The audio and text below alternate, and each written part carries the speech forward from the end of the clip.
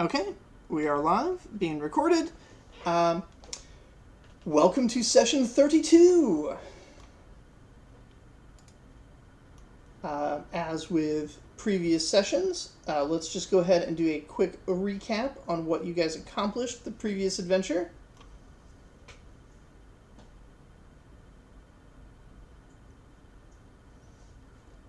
Do you guys want me to call out individual characters, or do you guys remember pretty much what happened? While the trial was happening, Kyleel went out and he made a potion of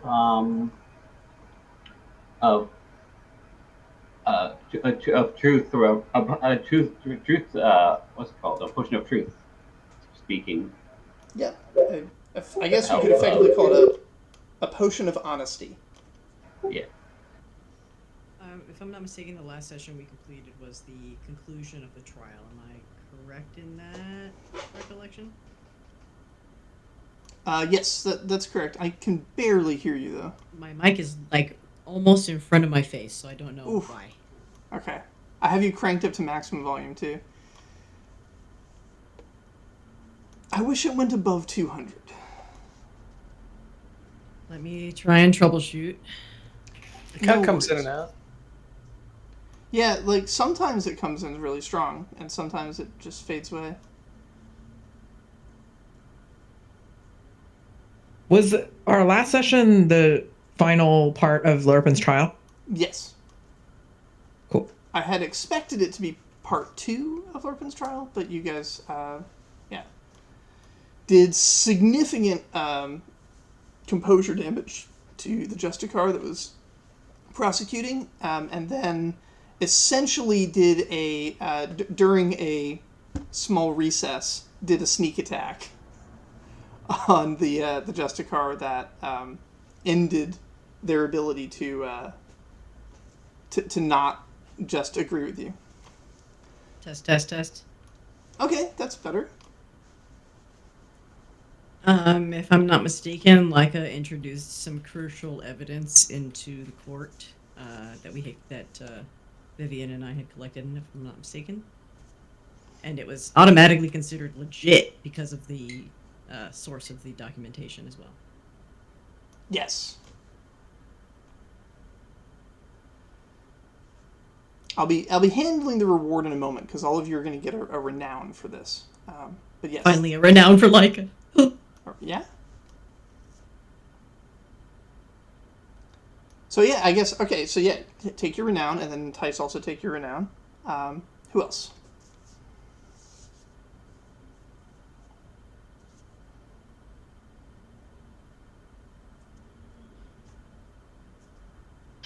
I was trying to remember if I did anything else. I think all I did was assist with the potion of honesty that we ended up not using. But now we have it, which is fantastic. Yeah. Oh, and also, I guess, with the...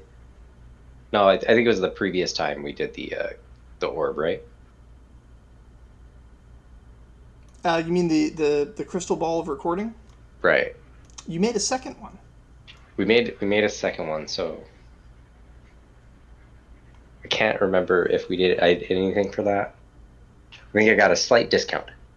Yeah. 1 die discount or something. I think it was a pip. You got a 1 pip discount. Yeah. 1 pip discount. Very good. Take your renown.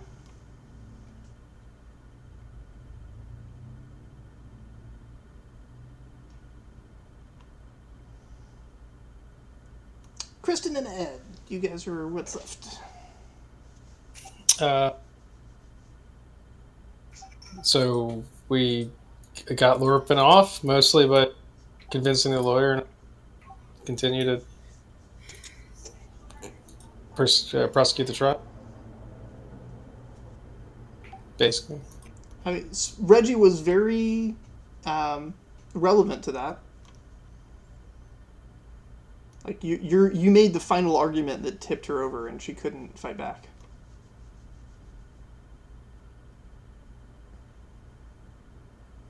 Yeah.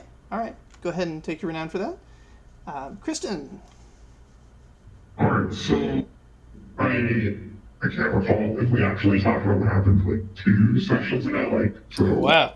That You is got a a voice demon changer? voice. I love it. Were you intending to do a voice changer? oh god, no, I'm not intending to do a voice changer. Hell yeah, dude. Kristen's under the witness protection program, and Let me figure out what's going on. Hell yeah, dude. Actually, the secret is that Some they're good not shit actually there. the voice module actually broke, and that's their actual voice. I mean, that's going to be perfect for when you're doing Onraid's investigations into the Far Realm.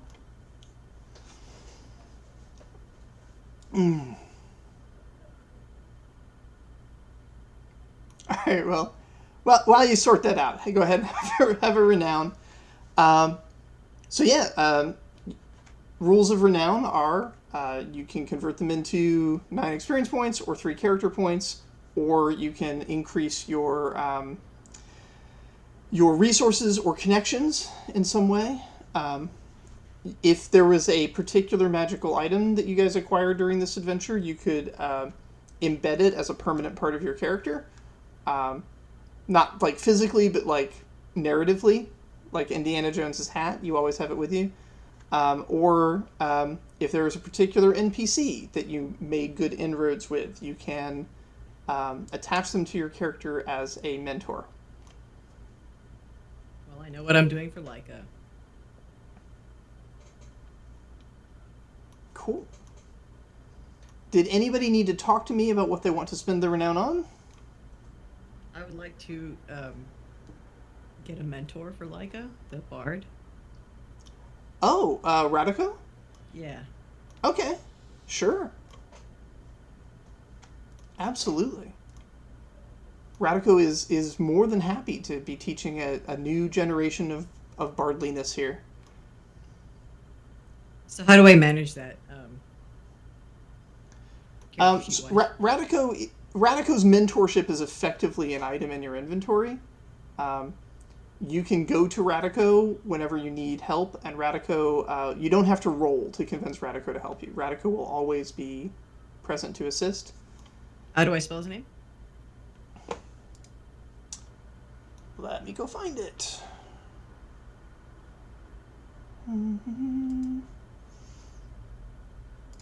I have it in the private tutors and clubs. Radico.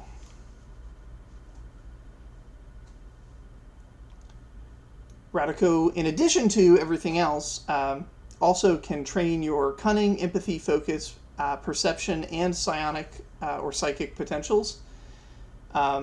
He also trains the skills, performance, persuasion, and propriety, the talent, god crafting, and the spells, first circle, ancestral power, elemental might, and theme song.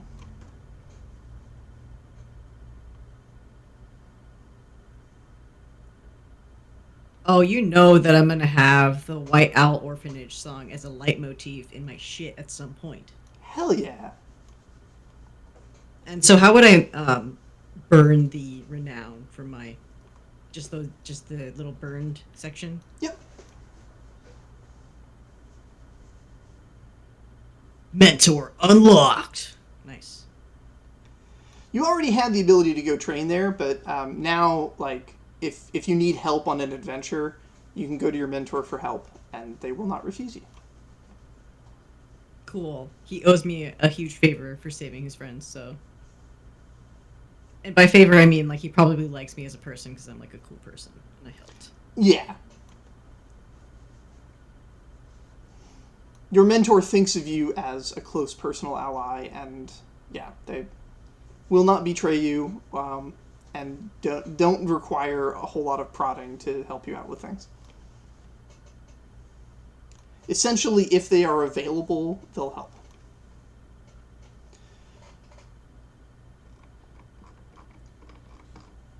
Alrighty, so this brings us to the next day. Letters have arrived in the mail for many of the children at the orphanage, including the message for Wampy, which Wampy, I believe, shares with Andre. So if that is an option, if you want to investigate that. You also get a letter addressed to Wampy Trompy. It's addressed to the law firm Wampy Trompy, Francis, and Reggie from Justicar, whatever her name was. I have it recorded here somewhere. But she assumes that the four of you are in business together, and has information about their own new, freshly opened investigation into the Nantar Trade and Agriculture Company. So you can investigate Nantar Trade and Agriculture. You can investigate the criminal syndicates that you guys had started investigating and dropped off on.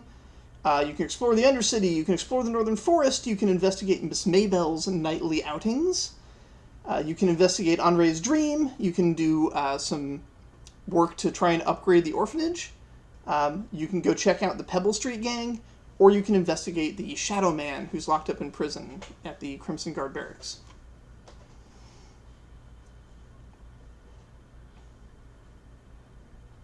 What do you guys want to do?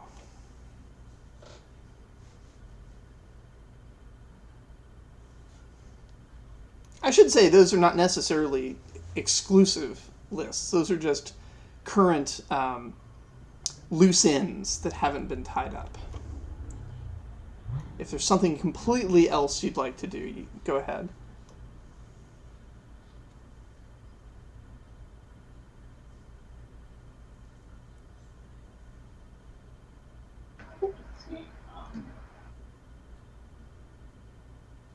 Did anyone have a preference for what they'd like to do?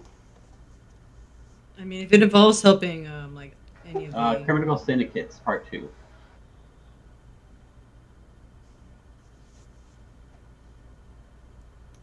Tice voted criminal syndicates. Jackie, what were you saying?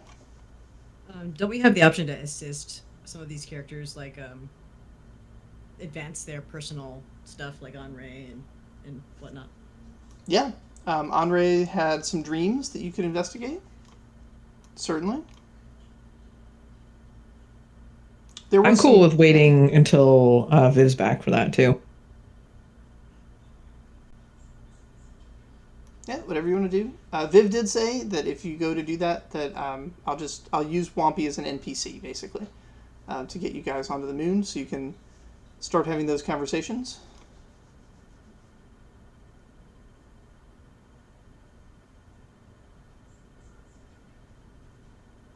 Did anyone else have a character that they wanted to unlock stuff on that they didn't really get a chance to?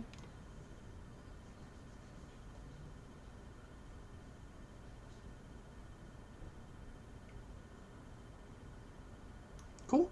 All right. Yeah, the only other thing I could ever think about is further exploring the magical hand thing. And that, you pretty much know what's going on with that now. So that there's not a whole lot to explore. You can just try using it with other spells, but essentially you can predict with accuracy what will happen at this point. Yeah. So it looks like Tice wanted to continue investigating the criminal syndicates. Jackie, you were thinking Henri's thing? Well, if Kristen wants to wait, then I can wait. Okay. What was the criminal syndicate thing? I don't even remember the first part. So you guys started investigating this criminal syndicate that it was the Pinecone brothers that had this restaurant over by the university. They were the restaurant owners themselves are a Skull family, and that's why the Skull children at the orphanage were interested in going and hanging out there to be amongst other Skull. Of course, now that their mother is back from the Apthian conflict, they're spending more time with her. But when they came back from the restaurant, you guys didn't go with them, but when they came back from the restaurant, they were playing at being criminal mafiosos because they had met the Pinecone brothers, who basically do the protection racket for that particular neighborhood. So yeah, you guys started investigating into them to see if they were legit. You found out that there was a ongoing conflict between the Pinecone brothers and another criminal syndicate. and you found evidence that there were some shady stuff going on, potentially either murders or something else. Books were not quite right. Investigating further, you found that this other competing criminal syndicate had some kind of a deal to do false robberies and commit tax fraud. And you went to a house and investigated the house, found that they were indeed committing tax fraud in conjunction with that syndicate. Glup turned all the evidence over to the Thieves Guild, and the house that was doing the tax evasion, they got in trouble. To your knowledge, the criminal syndicate has not suffered anything because the evidence was primarily against the family that lived in that house, which was up till then a well-respected person who could potentially have been starting a new guild to pick up where the mining cooperative left off, and have so that the smiths and general craftspeople of Celebre would have a guild looking out for their interests now that the mining cooperative is persona non grata. But that's where you've left it. You never ended up investigating the Pinecone brothers to any extent other than just that there was irregularities with their bookkeeping. And their rivals you caught on that one crime, but they are still at large.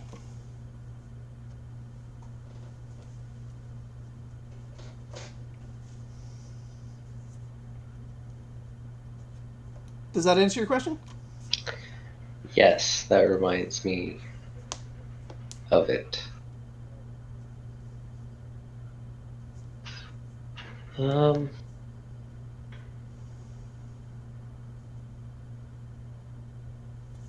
don't know, that could be interesting. I'm also partial to the Nantar trade because it was recent. And we learned really like scratched the surface on that.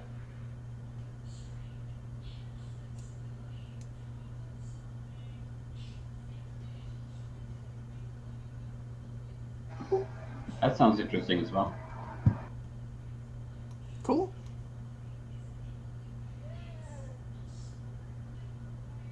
Sure, I'll swap to Nantar trade. All right.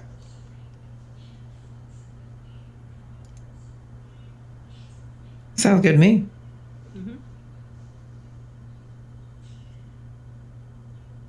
Sound good to you, Ed? Yep, sounds fine to me. Alrighty. Which characters would everyone like to bring out?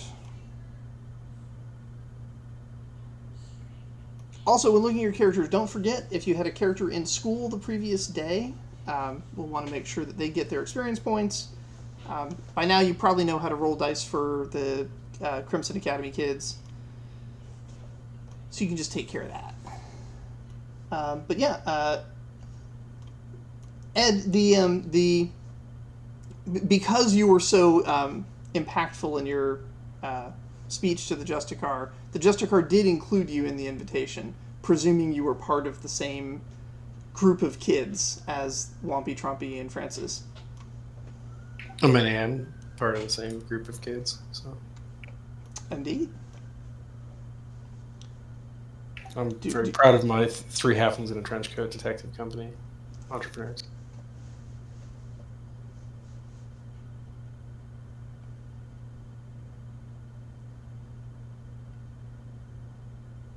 So, do you want to bring Reggie out for this one, or one of your other Yeah, characters? yeah, I'll bring Reggie out. It's fine.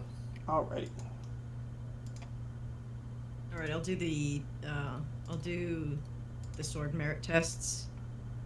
Give me just a second to roll.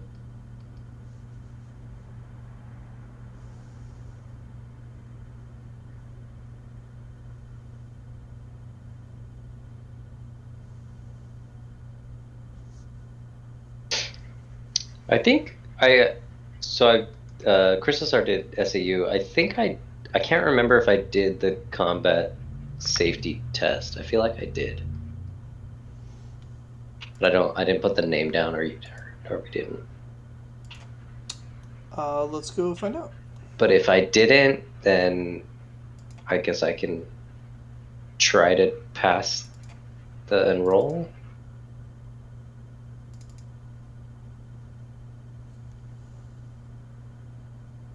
I don't have any way to check because I didn't note it. Well, in the SAU document, we have a notice of all the. So it looks like just Zara and Nest are noted as having completed combat spell safety training. There's a place there to list when you've passed enrollment. Yeah, I thought I did, but maybe I didn't. So I can just try to do that. So cast shield. This is for Crystal Star? Yeah, I probably failed, I'm sure. I have passed both of my tests. I'm assuming, because I needed to hit what? To pass the sword drill test. Ooh, nice. My new sword is working for me already. Yeah, that's a lot of pips right there. I also haven't chosen qualities for the sword yet. It's a lot. It's a lot to go over. So. If you want a good example, I do have in the Crimson Guard document the properties on the official Crimson Guard swords that they give out to full members. It's listed under the things you can spend your mastery coins on. Mm.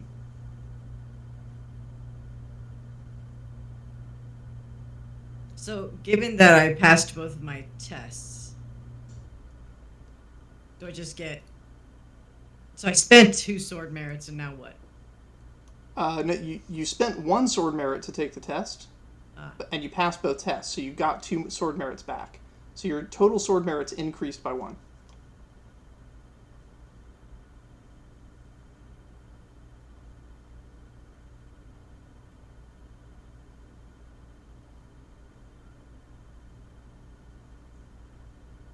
Okay. And it's starting to look like you have enough possibly dice and pips that you could start looking at one of those mastery tests at some point. Because what was your success threshold there? Or yeah, what was the? How many successes did you need for the test? I'm looking right now. Difficulty 5.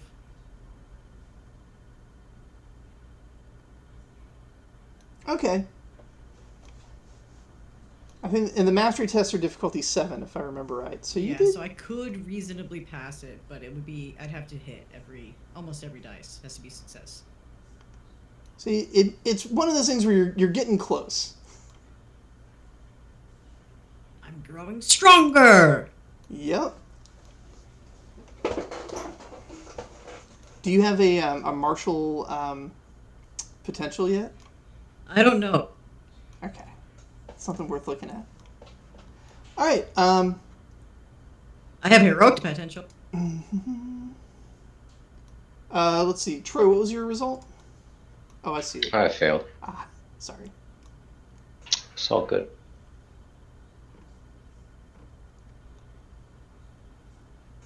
They're concerned that you're going to hurt yourself if you can't get the shields up in time.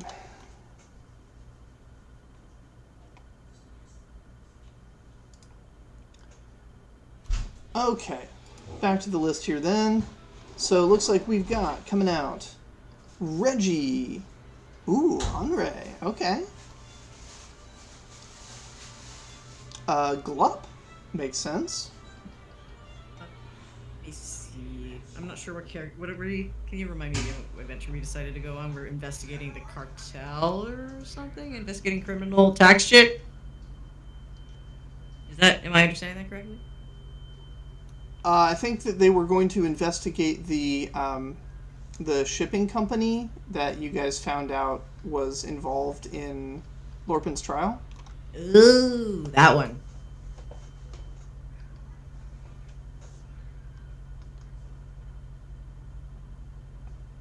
And Mina. Okay. I'm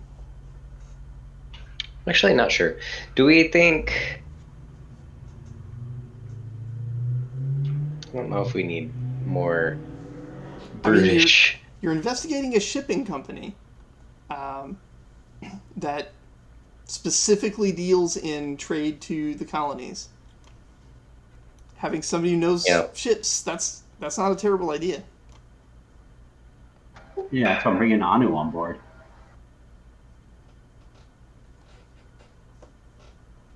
Yeah, it's fine. Yeah, and Glup, your mentor, kind of old man Pinkle. He has some advice for you about this company, this investigation group that's forming. He says it's always been really useful to me that my son was a sheriff. If you've got some buddies that are putting together an investigation company, it's a good idea to invest in them. Help them buy the property to get themselves off the ground or something. Make sure they owe you so that they'll look the other way when you do small crimes. And just be careful to always keep your crimes under the threshold of what they would have to turn against you for. Of course.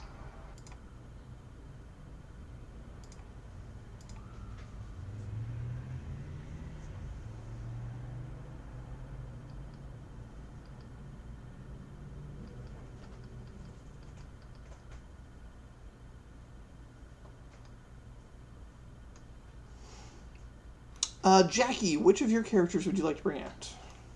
I'm deciding right now. If we're doing investigation stuff, I'm either bringing Trumpy or Leica.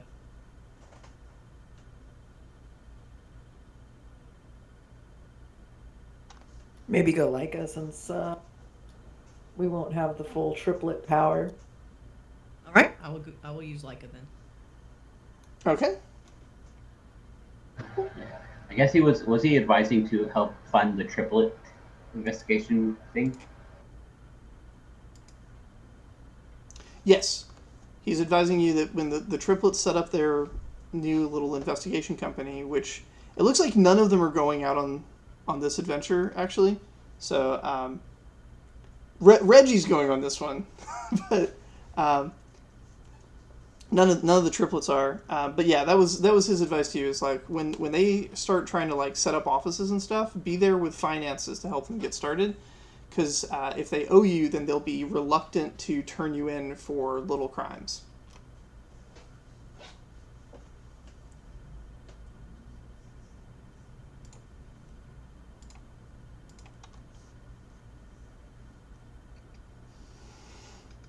Okay. So you've got your team together. The letter that came for the three halflings in a trench coat investigation company, which they presume includes Reggie, is it's basically an invitation to do official research for a Crimson Guard investigation into the Nantar company.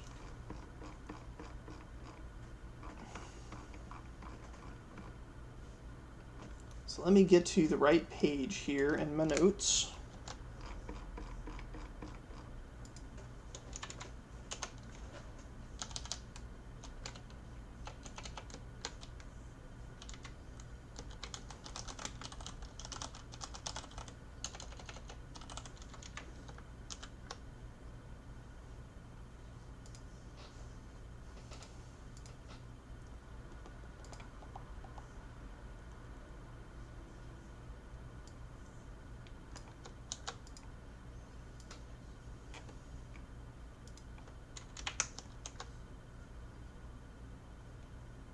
Okay.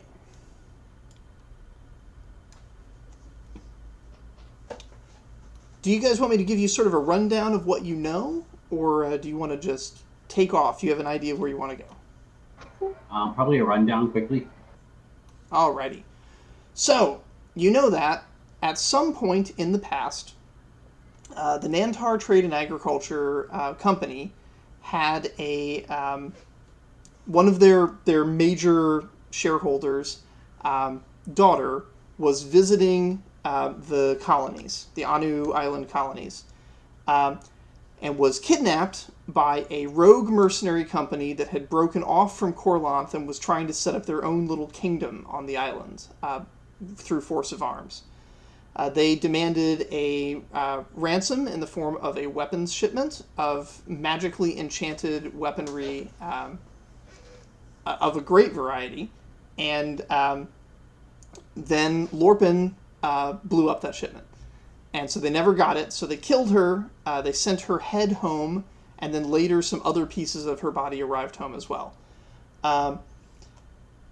You know that when Lorpin blew up the shipment, there was some group of somebodies pretending to be rescue workers that murdered all of the sailors who were on that ship, who were not normal sailors. They were themselves mercenaries who were hired specifically because they were expendable.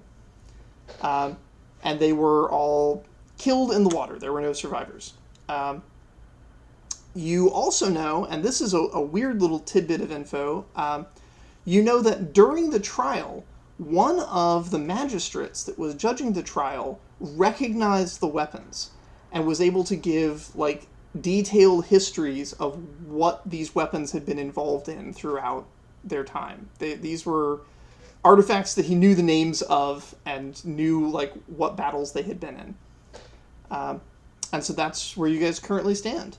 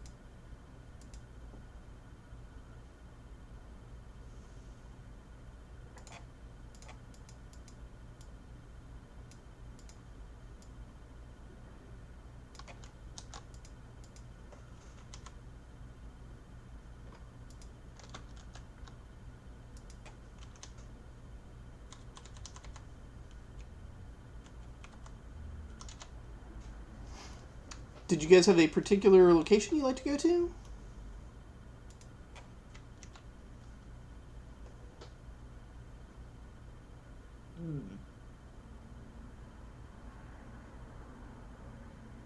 You do have a recording device to record testimony, and you've got a potion of honesty that if you can force someone to drink, you'll know their testimony was honest. I say forced, you could also trick them.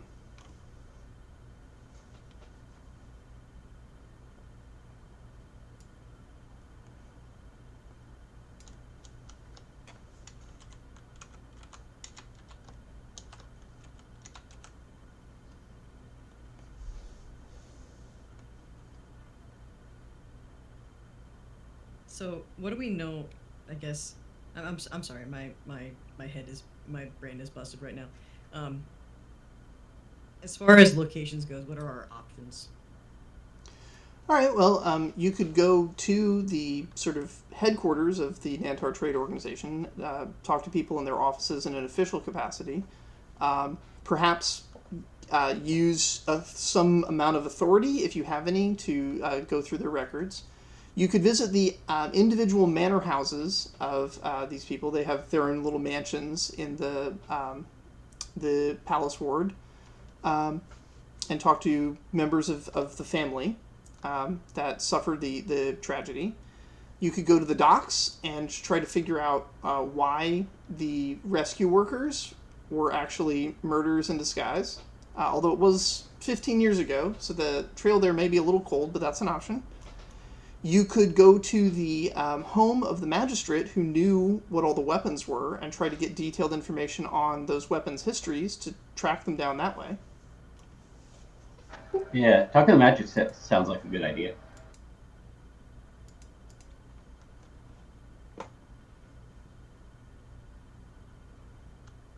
We could probably split up too. You totally could. There's 5 of you. I think I don't know if this might be a good enough excuse for this, but Henri is there and he's part of the Thieves Guild, so maybe he can. That's a good enough excuse to look through their records. Maybe like he's there on official business to perform an audit or something.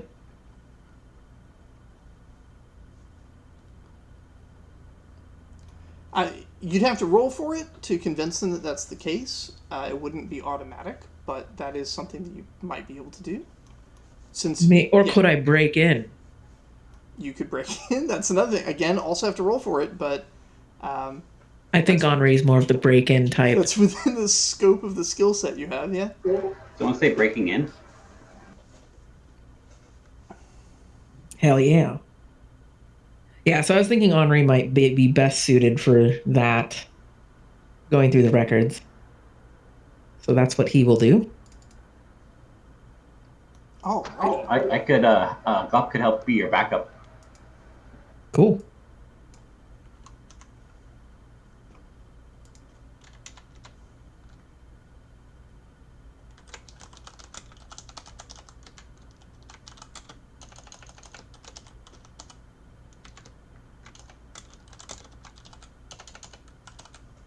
So Henri and Gluck are going to the Nantar offices to break in and look at records.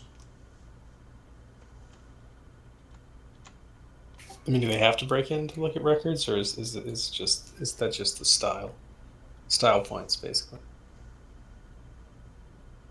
That's just because that's what Henri knows best. It's fair enough. That's totally fine. Henri took a look at their skill sets and said, I can talk my way in or break in. It's like, one of these I'm better at. We got a nice little lock picking set for that. True. Yeah.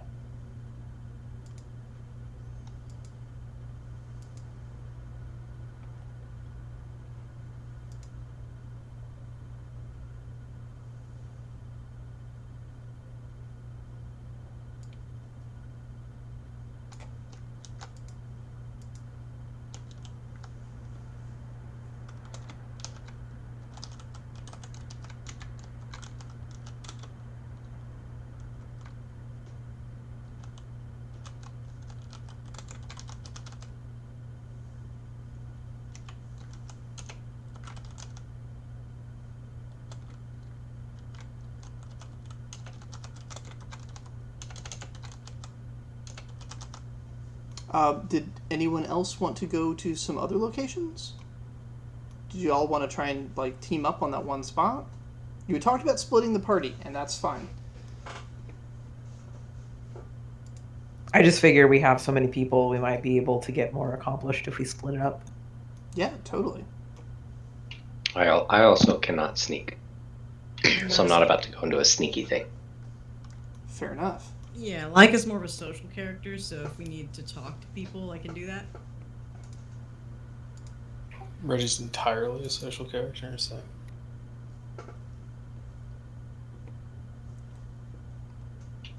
So social situations you might get yourself into would be to go to the actual homes of the Nantar family and speak directly with members, or go to like say the docks and try to work with the people there to figure out what actually went down that night by figuring out who either would have or could have disguised themselves. That may be a little more investigation than social, just because like most of your characters, as particularly if Mina goes to the docks, like Mina is just generally going to be trusted anyway. There's not going to be a lot of social roles for Mina to find out things from people at the docks. You're a shipbuilder now. That's like special status. But there may be valuable information there. Additionally, there's if you just want to get information, it might not be a difficult social role, but playing social games with the magistrate might get you useful information about the weapons.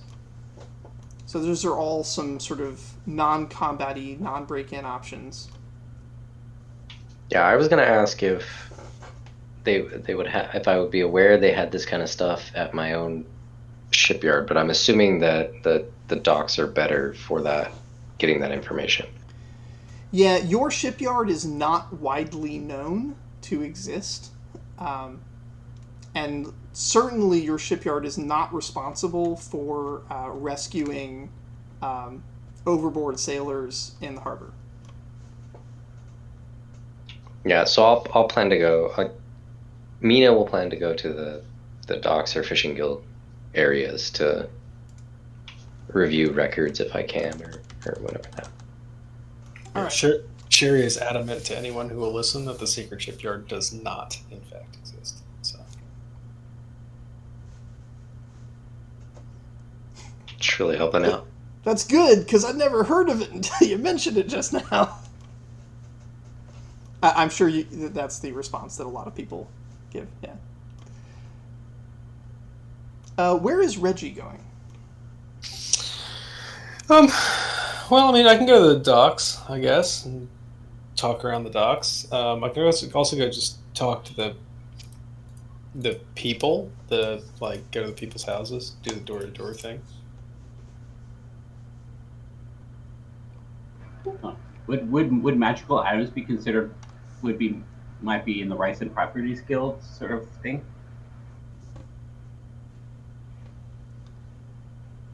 To some extent.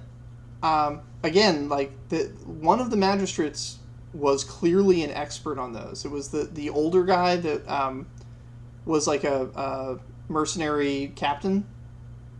Let me find his name.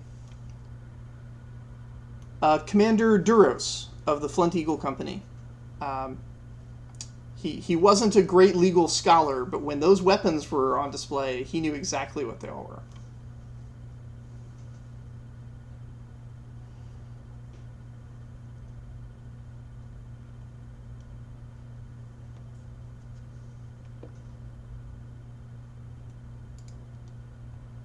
So what's your call, Ed? Docks or or the mansion of?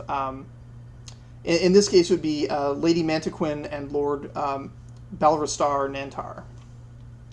They're the actual ones whose daughter died. Alpenny, she was a cousin of theirs. That's why there was some recusal on her part. Mm-hmm. And she got quite heated about requiring her recusal. Not sure if you'd consider that to have been suspicious, but she definitely was essentially threatening to rule against you if you didn't recuse her.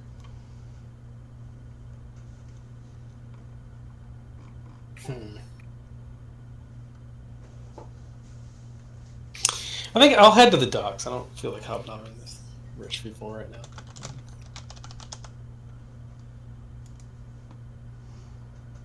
Which brings us to Leica. What's Leica doing?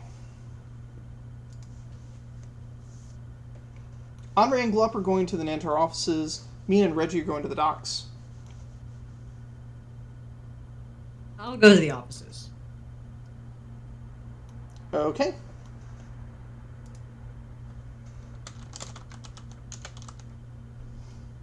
Are you going to be helping with a break-in, or are you going to be doing something social there while they're doing the break-in? Social. I will distract. Cool. Alrighty, let's handle that first. I am wondering, is there any way I can spend points on performance? Leveling that up at all? For Leica, Yes. you could have spent points the last time Leica was in school. I see. Okay, never mind.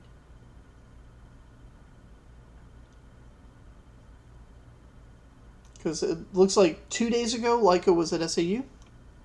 Yeah, I'll forego spending points then, and just use my skills as they are.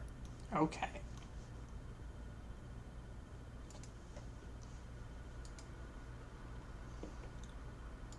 All right, the Nantar offices are... So, they're pretty big. This is a shipping company. Their offices are near the market, but they're along a major road so that they can get their stuff carted in and out pretty quickly. You see a lot of indication of the Teamsters Guild here, but also some fishing guild. Like they're not. This particular merchant company is not guild affiliated. They're guild neutral, and they support and pay fairly to both guilds. There's a lot of loading and unloading happening here at the offices, but the offices it's a nice tall 4-story building. Loading and unloading is clearly happening on a large area that would essentially be the bottom 2 stories, just kind of stacked up. Like it's a big open space that's 2 stories tall, and then above that there's 2 more floors that are not part of that big open area. How do you want to approach this? I know that this is a break-in, so it's a brick building, fairly new construction, even though they are an old company, sort of. They've definitely done a lot of modernizing of their facilities. There's a lot of activity here. Lots of carts are coming in and out with things that are being either shipped in from the ocean or getting ready to ship out to the colonies or north towards Baron and the Middle Kingdoms for trade. Henri's going to kind of look around to see if there's any way in that looks like he can get in without being noticed. So kind of just search the perimeter, basically. Not being noticed here is more a matter of the crowd having other things to do than it is being out of sight. Well, the building, is a building. All sides of it are in use for something. Something's either being loaded, unloaded. There's a lot of activity. But because there's so much activity, one extra person among the crowd isn't particularly remarkable. I have social agitator 1 out of 3, so if we need to start some shit and to cause a distraction, I can probably do that. That would pull all eyes in a single direction without a doubt.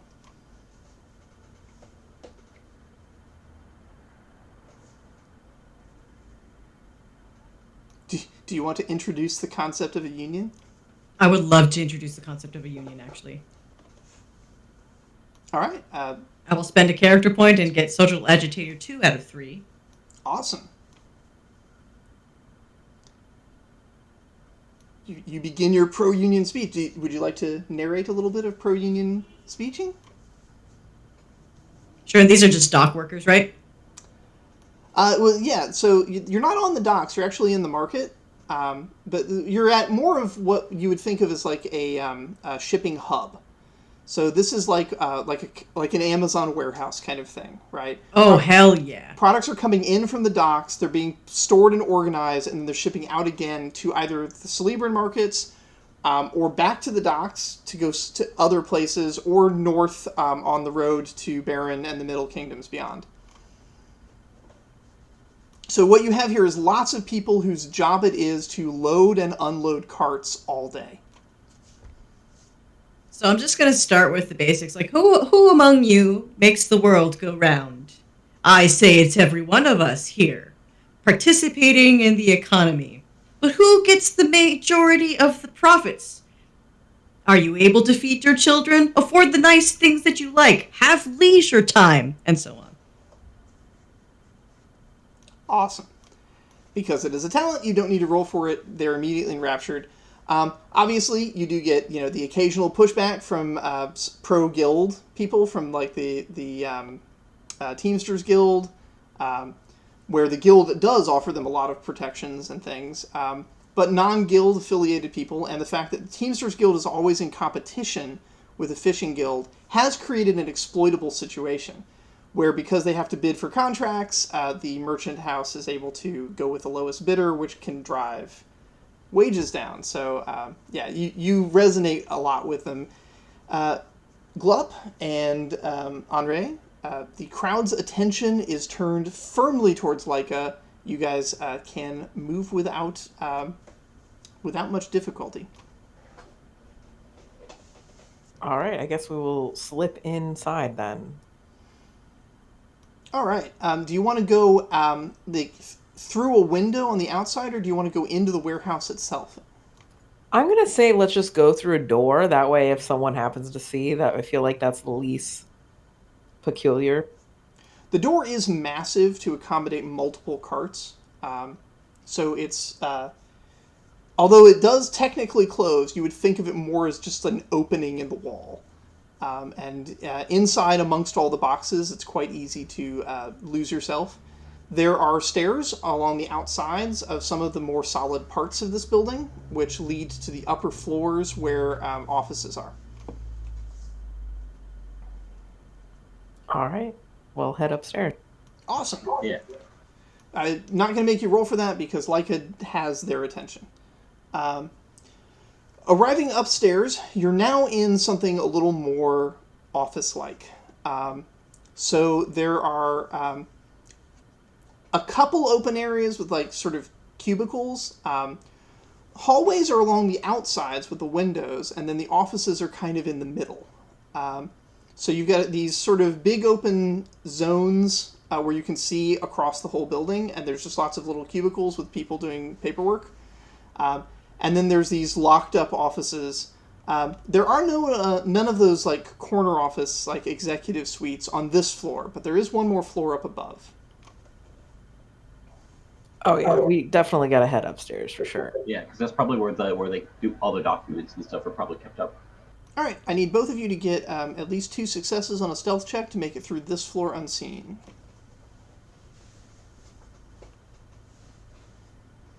If you get more than 2 successes, you may donate your bonus success to the other one.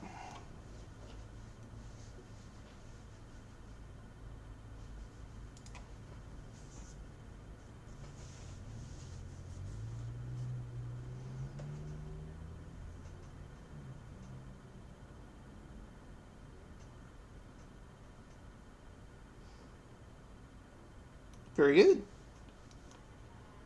That you guys are basically ninjas. That was way overkill for the requirements here. So yeah, Glup, you hop on up to the next level up.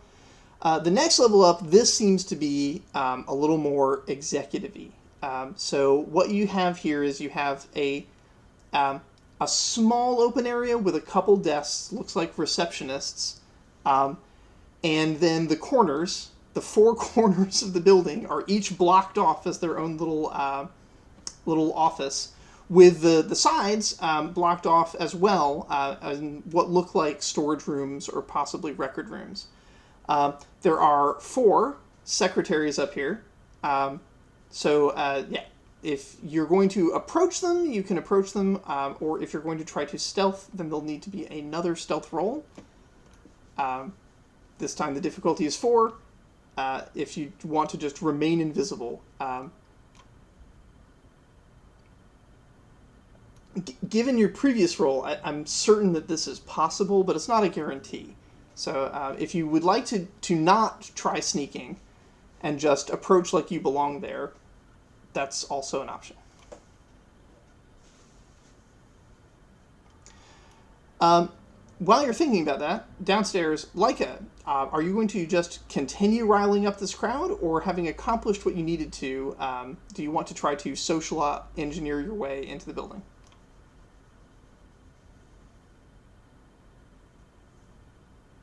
Potentially to start talking to the managers about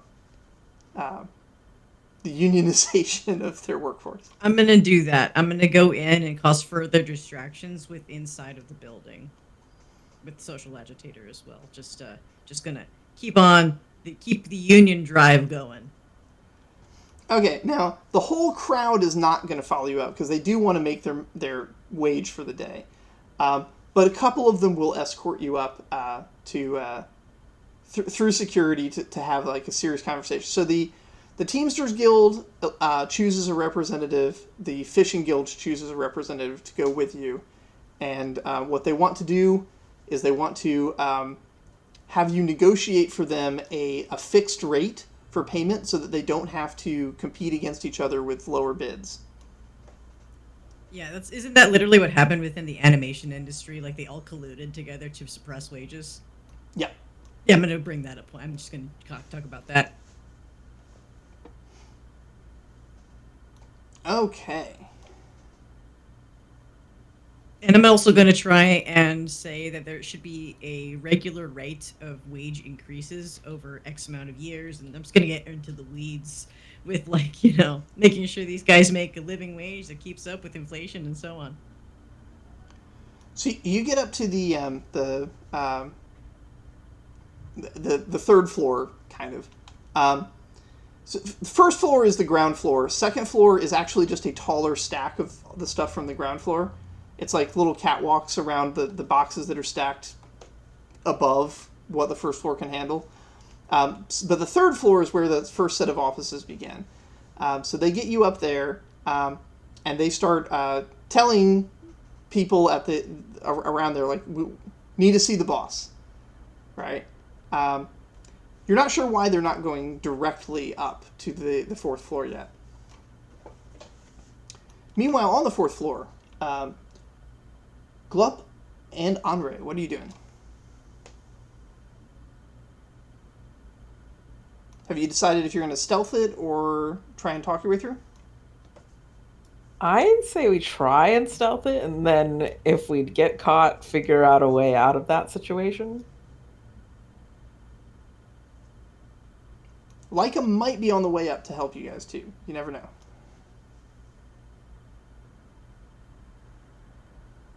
What do you think?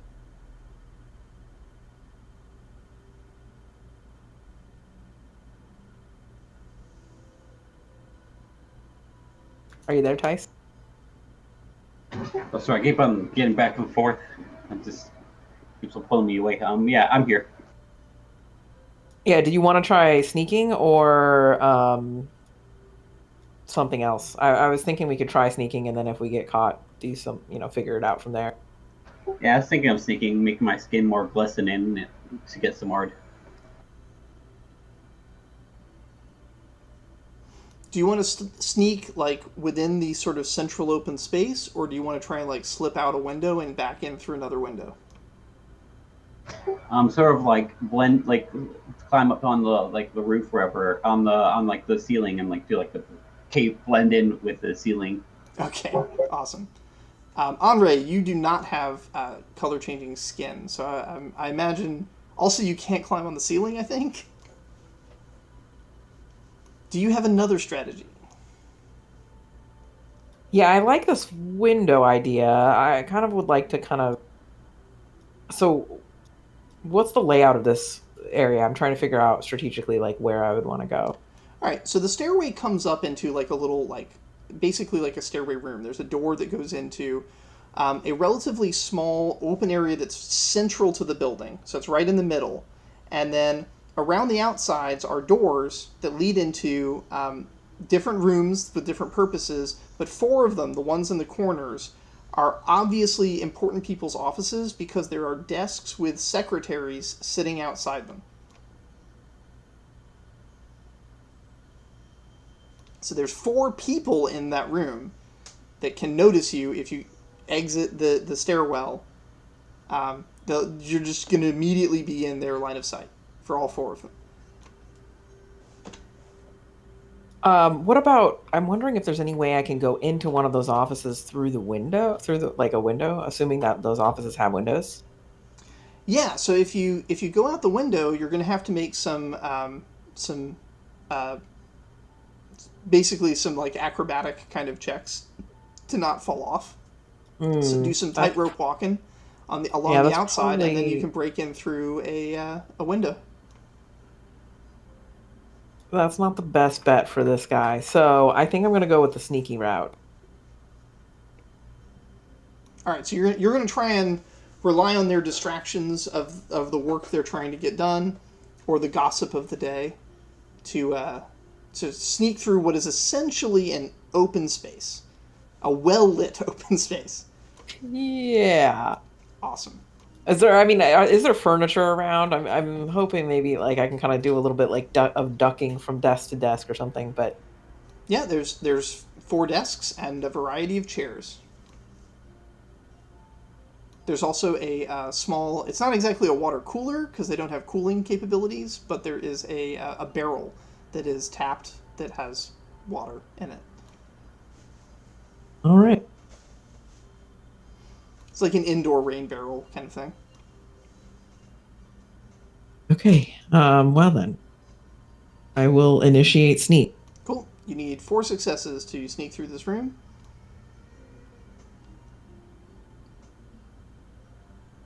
Just pulled it off. There you go. You're, So sneaky. you're just Mission Impossible, just like dun dun dun dun, dodging from chair to chair.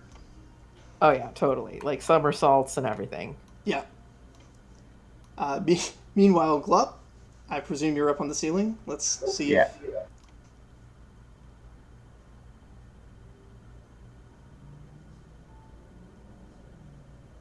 See how well that camouflage holds up.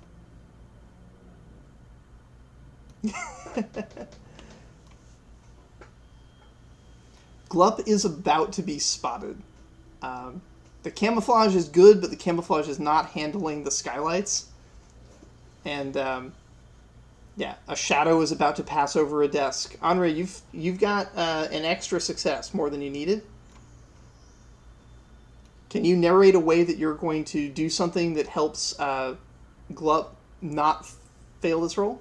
So, I think what I'll do is like grab a pencil or something off of like a desk near me as I notice that like his shadow is about to pass over or become visible, and like kind of like toss it over by like the stairwell, like far away from wherever we are, as a means of like getting them to divert their attention away from where Glup is located. All right. So you do that, and Glup, you just barely make it through. All right, you guys are at which door? Your options are an office, which inevitably is going to have like a company leader in it, or one of the. Actually, I shouldn't say inevitably. You never know. Like, they might not even have come into the office today. They're the top brass. But you can either go into one of the top brass's offices, or you can go into one of the other rooms, which are very likely records rooms. Probably the record room, the potential record rooms. Okay? Is it possible to split up? It is. Do you want to go into different rooms? There's 4 offices, and there's 4 records rooms. Oh, damn. I'll pick one of the offices. I guess I'll choose the other record room. I'm going to choose the office that has the most stressed out secretary. Okay, that's a smart pick. Alrighty. And then, Glup, are you just picking a records room at random, or do you have a strategy? Yeah, because we don't know which ones are the oldest. So I guess like whatever one that's probably close to wherever my teammate is. So just in case. Okay. All right, you pick one that's next door. So yeah, very good. Alrighty, and you guys slip through the doors, and the doors close. I'm gonna roll a quick little luck check here.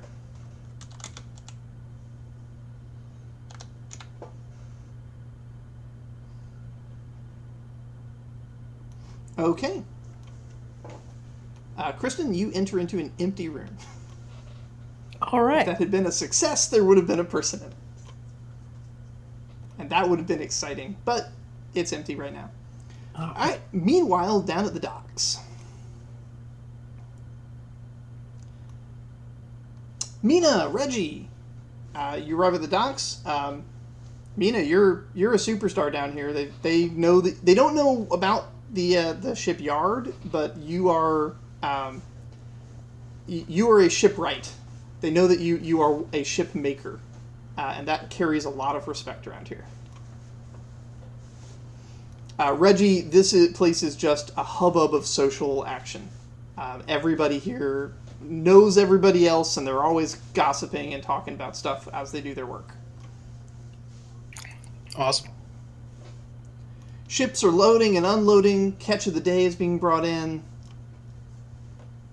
Trade abounds, but also good, hard labor.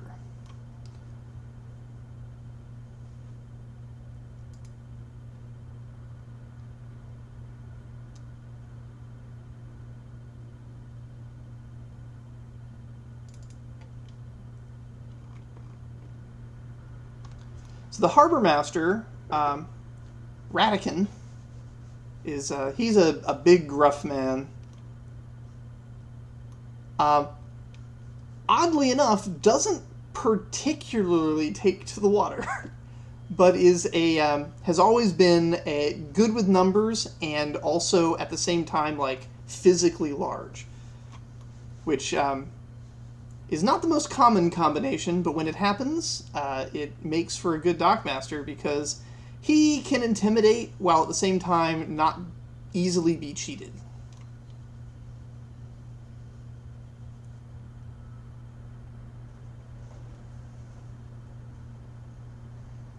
Radican, by the way, is an option for training when you train at the Fishing Guild.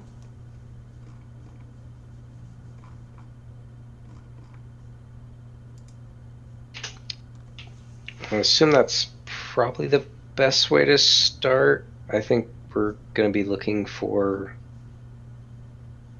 just, well, if we need to go, the harbor master wouldn't be, or would be involved in Fishing Guild then? Yes, 100% Based he's on that? Fishing Guild. Yeah. Okay, so I guess we start there and ask if we can get.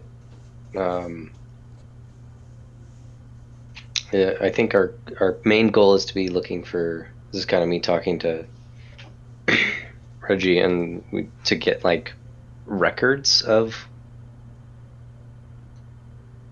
the, I guess, the rescue sets, uniforms, and other things that were used at different times. We're looking for the assassin rescuers. I mean, we're looking for what records they have on them, right? Like that would be the more useful stuff. If you could figure They're out... not going to have the assassins, but If you figure out who who the rented the assassins are, uniforms? yeah, that's sort of the long-term goal. What steps towards that would you like to make here? My thought is to ask about the records of the, like, if they have anything on anybody renting or basically taking the uniforms out or taking,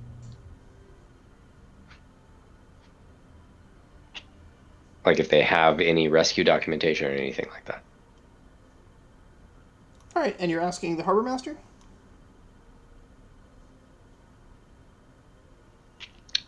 Sure, might as well. So the harbor master doesn't even need to roll for this. Harbor master says, "Yeah, I mean, I absolutely keep records of who's on staff for the rescue crews every day. I have daily records dating back for as long as I've been harbor master, as did the harbor master before me and the harbor master before him."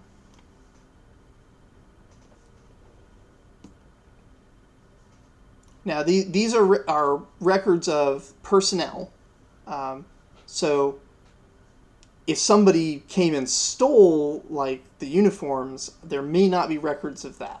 Obviously, I would certainly record that if I found out about it, but yeah. There are limits to what I can find out about. But I do have personnel records dating back for years. Did you hear about the trial? I did. Heard that Lorpin was proved to be innocent. Good news for everyone, really. It is. It was a worrying thing to have one of our own on trial, especially for such a horrendous crime. Look, I'm gonna be frank with you here. There's other evidence that wasn't necessarily presented, and that's what we're tracking down right now.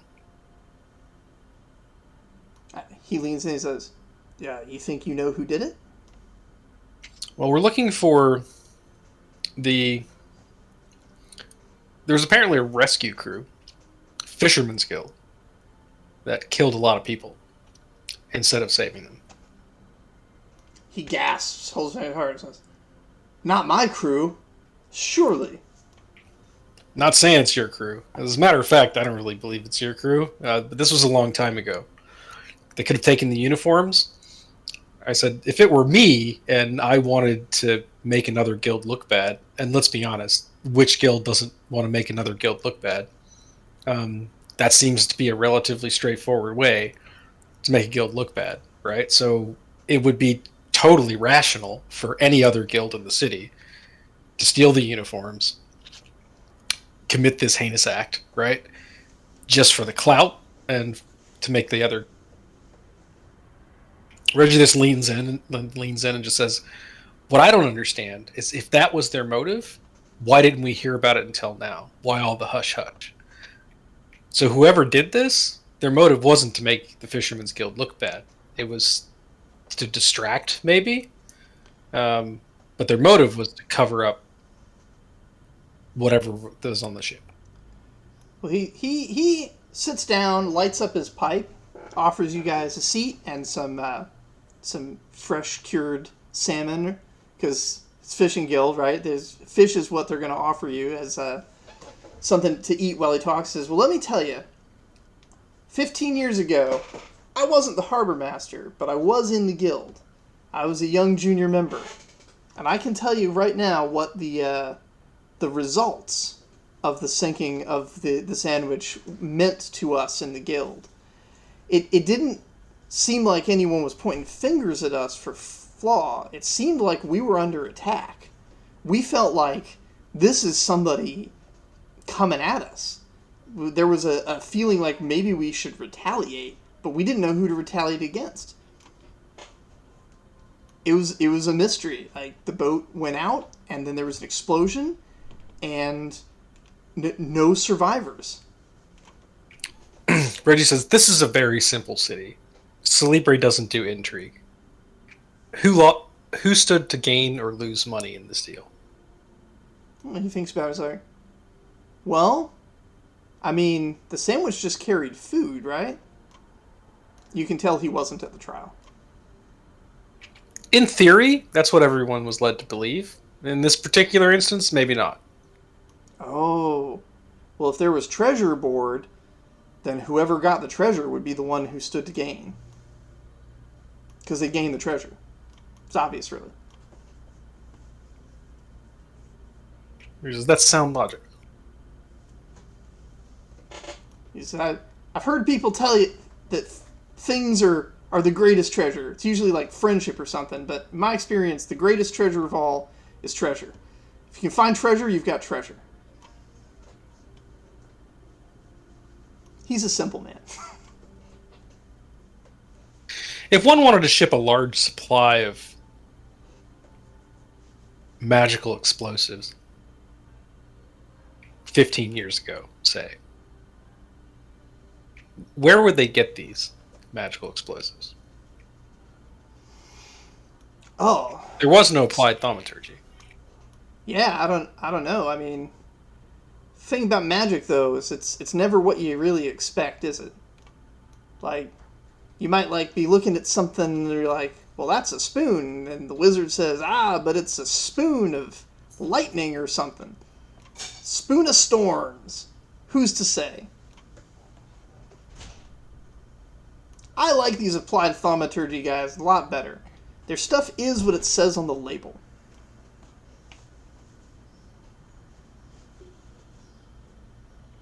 You buy a spell that says you can lift a ton, and then you put it on your hands and you lift a ton. Like, who can argue with that?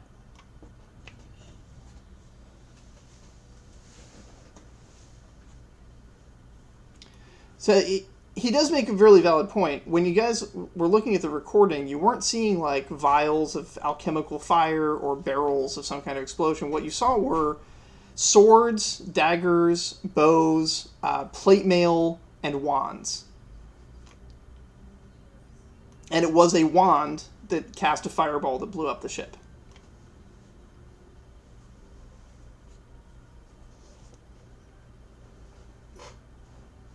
all the weapons were clearly magical. They all had glowy runes and stuff. They were all like obviously not normal things, but they, yeah, it And wasn't. we don't know where they've all gone, right? Correct. We do know they're not at the bottom of the harbor. You do know that. And we also know that there were divers in the harbor that night. Correct. Divers with daggers.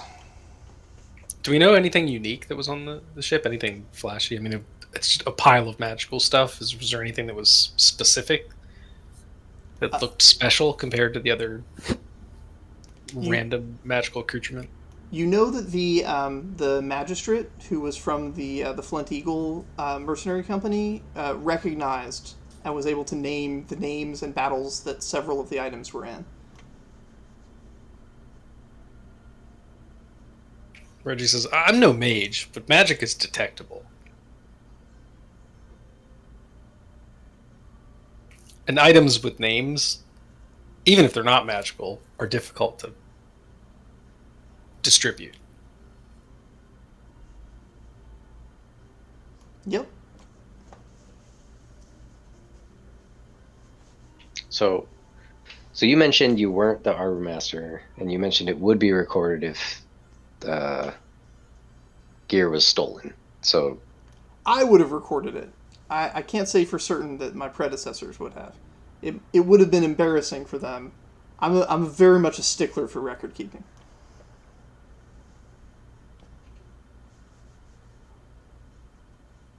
This man clearly gives not a futz for his own reputation. To him, the harbor is everything.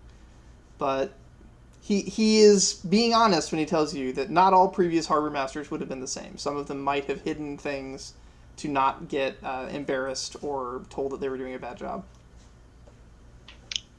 regardless what they would have written, if they weren't going to be honest, we could probably get more information about what they wrote or who they wrote had the gear that day. Radican says, well, happy to show you to the records houses. The records from 15 years ago wouldn't be here at the harbor. They'd be just a couple streets inland.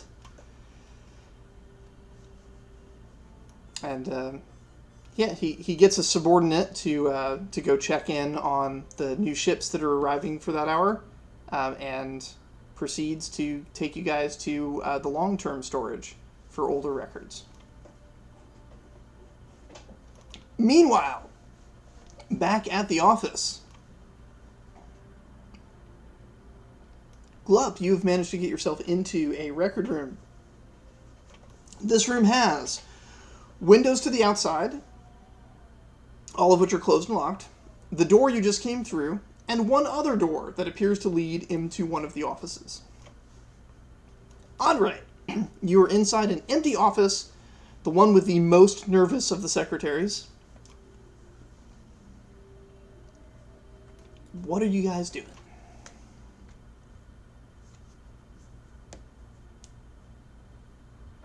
I guess I'll go over to the office door just to listen to see if there's anyone in there, because if they ever come in here, I might be in trouble.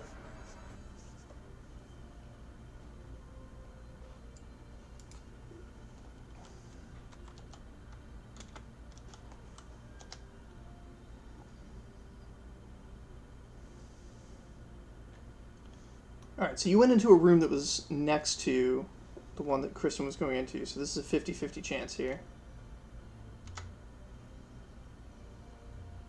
Okay, yeah, you can hear Andre sneaking around through the door. So the door basically connects the two rooms that you guys went into.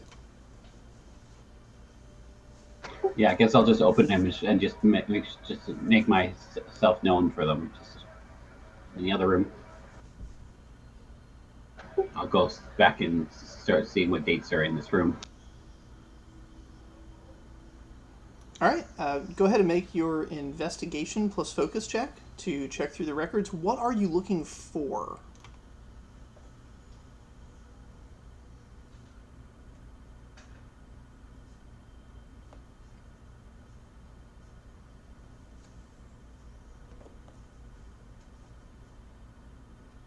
Well, for one, I'm looking for stuff from 15.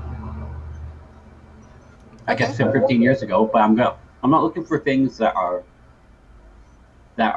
there, but I'm looking for things that look like they're out, like they've been like manipulated, or like, because like obviously this company has like has had their books looked through before, so like they've never seen this stuff. So I'm like looking for like the more like the criminal, like of like where like why does this number shouldn't look like this? It should actually be this, like, and be able to interconnect through that way.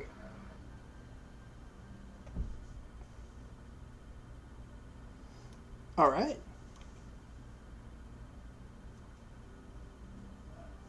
Go ahead and make your roll.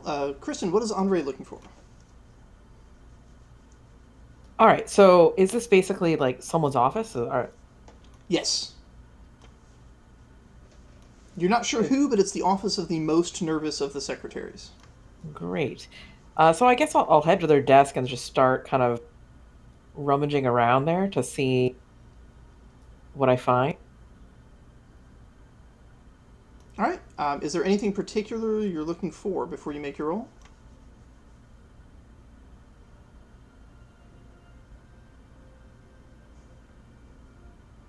Thinking.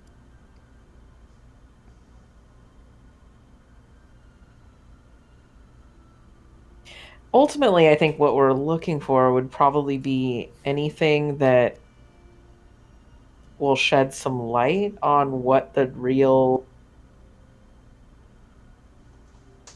purpose of that voyage was, I guess, or like just, any information we can find on that.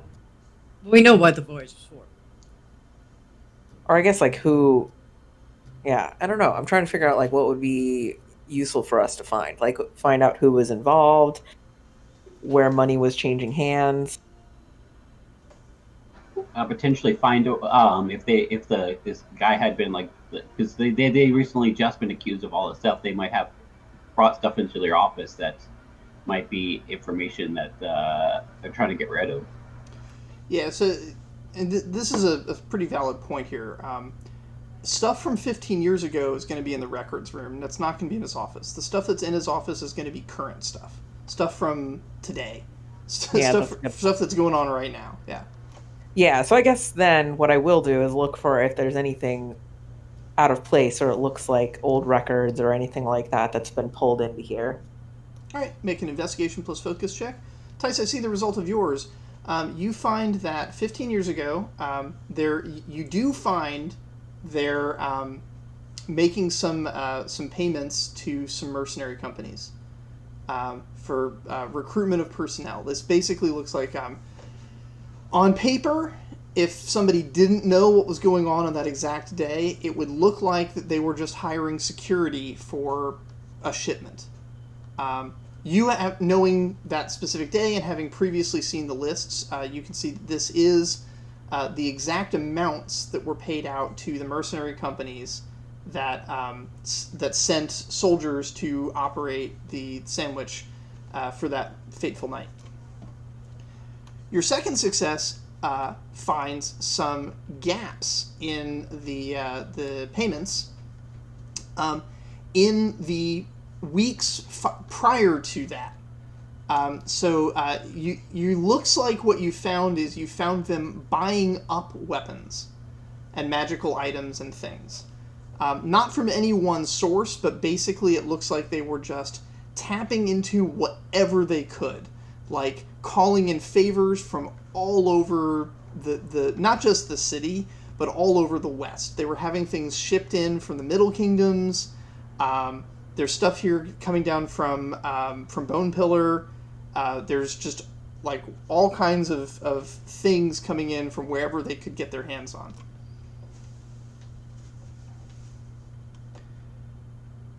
It does not appear to have been any kind of stockpile they had or anything. It looks like they got the ransom note and they made a desperate attempt to just do whatever they could to get as much dangerous shit together as possible.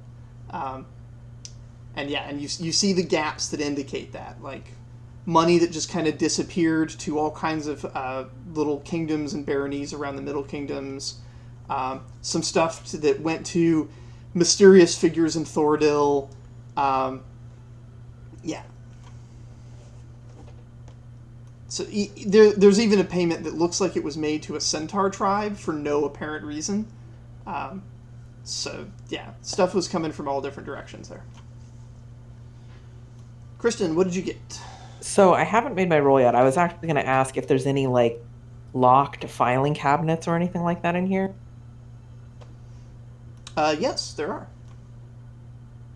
All right. So I would like to also investigate those. But I wonder, I was asking that because I have my lockpicks with me. So Okay, yeah. So you have a choice. You can unlock the filing cabinets in the corner of the room, or the small drawer that's the only drawer on the desk that's locked. yeah, I'll just go with the drawer. Okay, that's a crime plus agility. Adding, of course, the pips for the lockpicks.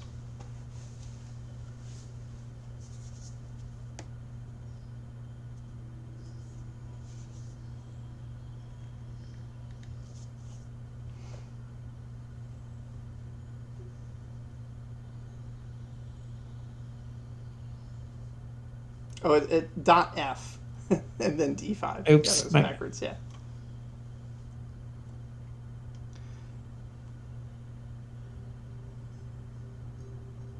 Jeez. Knock that out of the park. All right. Yeah, under your deft hands, the cabinet slides open. If you could please make, because you beat the target by 1, so if you could please make an investigation plus focus check with an extra pip from how smoothly you got that open.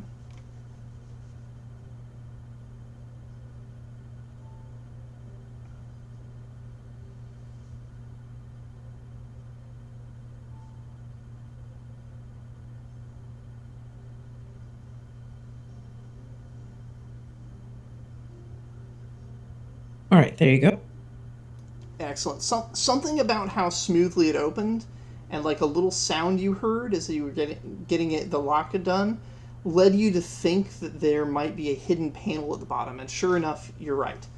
You open up the hidden panel, and there is a letter underneath. The letter is a threat from somebody. They don't specify who, but they say you know. Like, you know who we are, and you need to clean up this mess. The letter itself is clearly in someone's handwriting and may have fingerprints or other magically detectable residue on it. It's definitely something worth keeping. All right, yeah, I will handle that carefully and try not to smudge it too much with my own fingerprints and place it somewhere safe on my person. Very good. Yeah, Leica, also- you you've been doing your thing. So you've successfully gotten a lot of attention going on. Were you trying to actually accomplish anything, or did you just want to get people riled up? I mean, my main goal was to try and create distractions to advantage the other stealth players. You are now in a position to move that distraction upstairs. Is that I'm sure that's where they are, right? And the reason that you're in that position is because one of the sort of top brass of the company, arguably you could call him a CEO, although He's a boss, whatever. He's the boss of like the whole thing right now. Cool. He has some of his brothers and other family members take on a boss-like role from time to time, but right now he's the guy running the show, and that is Lord Bowerstor.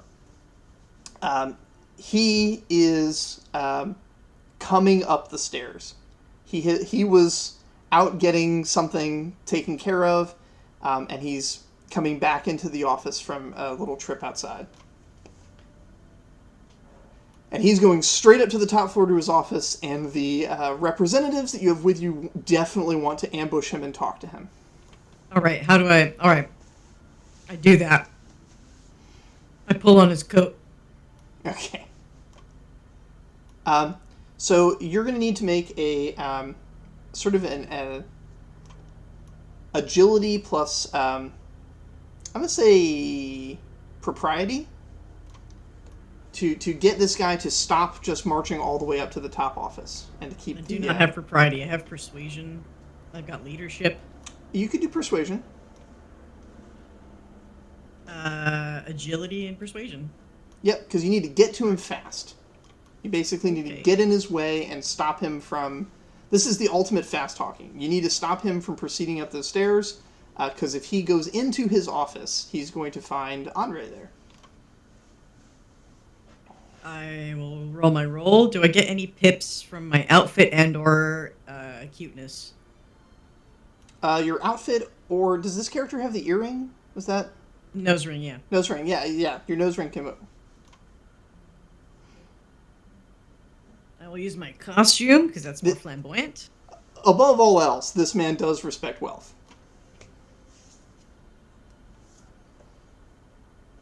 Okay, you catch him in time. Tight. You guys are rolling good today. I know. It's making up for... Some really rough ones, for sure. All right. Yeah, you catch him and maintain the distraction with your pro-union stuff. He seems very distracted. You can go ahead and make an investigation plus empathy on this guy while you're doing your thing. Because your actual union speech is just part of that talent, but there may be some info here. Okay, good. He is afraid of something. He is still a little bit shaking from having a scary encounter somewhere outside of the building. I try and are we in the main office area? You're in the bottom of the two office areas. You're not in the top floor yet. You're one floor down at the stairwell. Is there a common area that would have tea or some type of beverage? Yes, but it is upstairs. But yeah, you could go up there. They have a water dispenser thing. Right, I grab him by the hand and I take him to the water dispenser and I sit down and I pat on the chair next to me and tell him sit and I hand him some water and say like, "You having a hard day, man?" Okay. All right. Yeah. Go ahead and this. I'm sorry. This is propriety.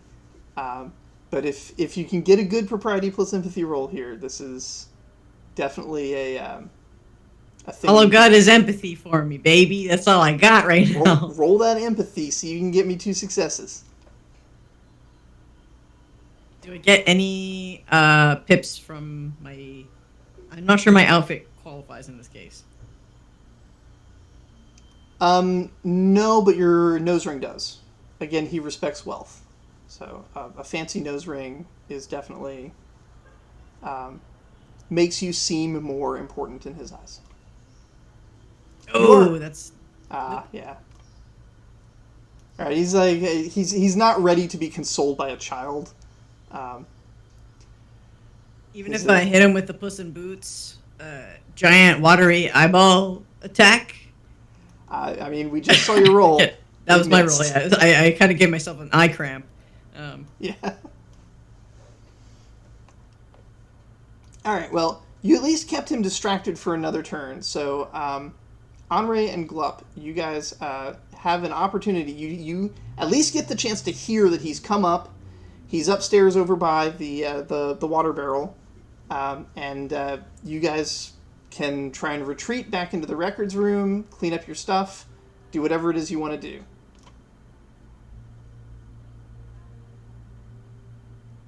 Henri takes a look out the window to see if there's a way to just escape out the window. I know we're on the 3rd story, though, so I doubt that's the case. So, out the window, what there are is...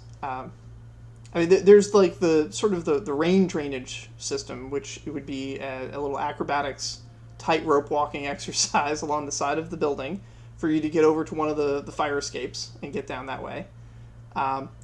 or get to the window where the stairwell is. That's another option. You could also just try to jump down into one of the carts and hope it's transporting something soft. Because they're down on the streets below you, there is an active merchant ecosystem happening. Do you want to clean up what you were doing first? Like lock everything back up again? Do you want to put the letter back or keep it? What's your plan? I'm going to keep the letter, but I am going to tuck everything back, like as if I wasn't here. Okay, cool. So go ahead and make a crime check again. This would be crime plus focus for this one. You want to make sure you don't forget anything.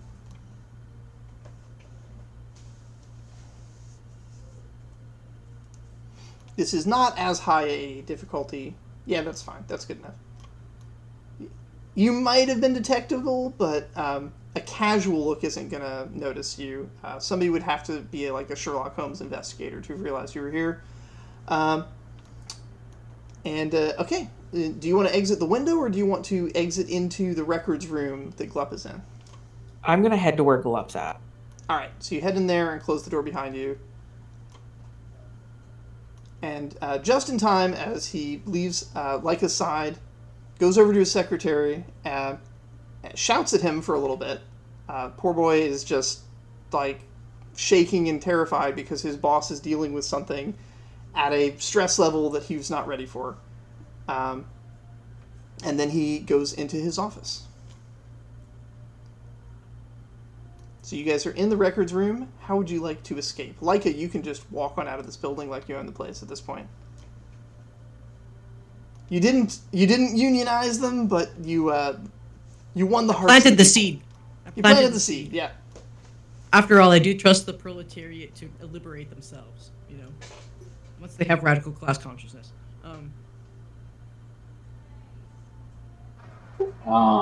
Guess we could, just before we leave out the window, we could see if we can listen to anything in the door while he's talking.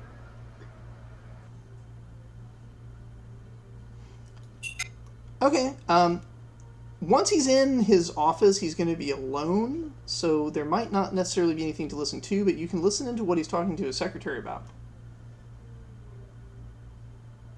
Sure. Just two kids press their ears against the door. Okay. This is a perception plus investigation. Investigation is like the most broadly used skill in, I think, this entire campaign. Any character can use investigation. Any kind.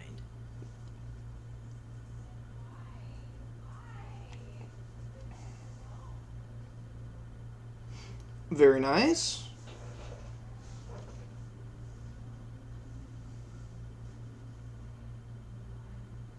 Okay, so Glup, you hear, but Andre, you hear that in the conversation, he's saying something about his cousin. It sounds like he got like a warning from his cousin about something, and something about our business associate. Something else, and then the last thing was, threaten me with a knife, and I'm not going to be the only one that bleeds over this. Get me those goddamn papers. Ooh. All right, yeah, I'll relay that to Glup. All right. Now you guys just need to figure out an escape, and you'll be good.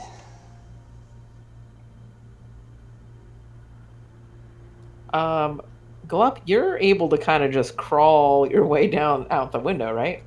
Yeah. Okay. Yeah, I forget which character is this for you? Henri.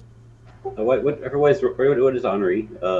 Stealthy thief kind of person. I'm not gonna be. I mean, like, are you small or? Oh, I'm a dwarf.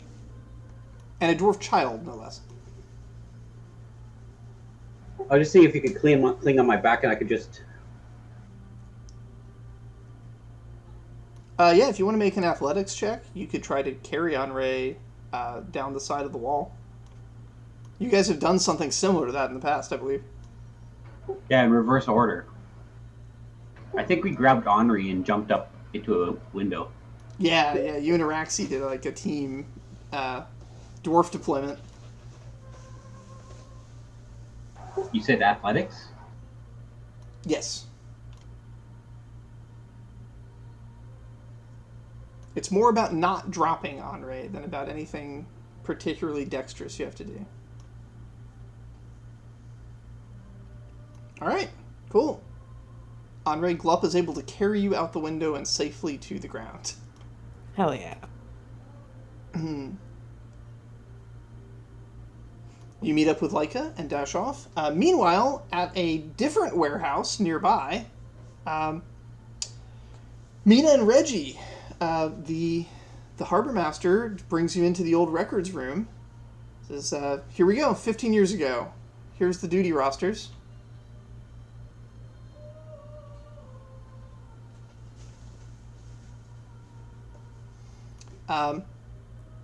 You guys can make your investigation checks. Investigation plus focus. The harbor master is also making an investigation plus focus check because he is equally interested in this.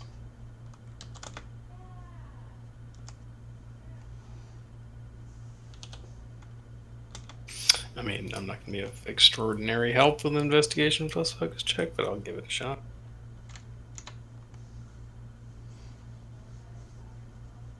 So you'll be contributing to his 3 successes there.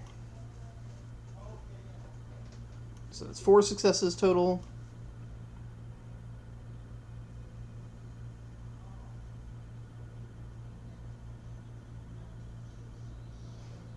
Oh, 6. Okay. So you guys are able to find the correct year, the correct day. You can see who was on the duty list. And, of course, like, you know, it was a long time ago, so it's not really clear what the context of these names is until you guys start going through previous and next day's stuff. And you find that some of these people were on the duty rosters previously. Some of them were not. But none of them show up on the duty roster after that day. So they may have been bribed. They may have been plants that arrived early and like got in position days or even weeks before the event took place. None of them show up more than 2 weeks prior to that event, and none of them show up after. So once the event occurred, the job was done, all of them bailed, and the entire duty roster was replaced the next day. Was that a disciplinary action? Well, turns out no. There's no disciplinary action listed. Yeah, it's listed that duty roster changed. Now, the lack of anything being informed might indicate that the harbor master at the time, or whichever of his subordinates was responsible for the duty roster, either was too embarrassed to report that like the whole crew had to be replaced, or they were ready. They knew the crew was going to have to be replaced because they were all committing some kind of a job and disappearing. So you do end up with a name for, or 2 names, the previous harbor master, who is retired and deceased, and the name for the, because deceased is pretty much how harbor masters go in this world. It's hard to get them to let go of that job.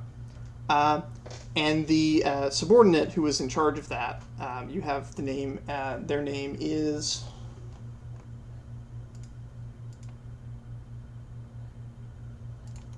Pearl.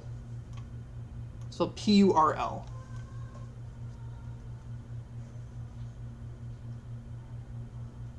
That was the person in charge of the roster. Is that what you said?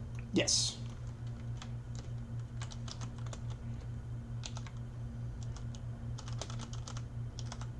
We technically have all the names of the people that went away, also, right? Like, Yes. You have all their names, and they are all deceased. Pearl is not deceased. they're marked as deceased on here. No. The harbor master is deceased. The harbor master from 15 years ago died, and that's why the current harbor master has the position. But if Francis gets involved, that doesn't necessarily mean you can't interview them. Yeah, I was just gonna say deceased isn't really a hurdle anymore. It's just it's the next day activity. Whether or not they're deceased is just about like where you have to go to talk to them. Are we going to their house or are we going to the graveyard?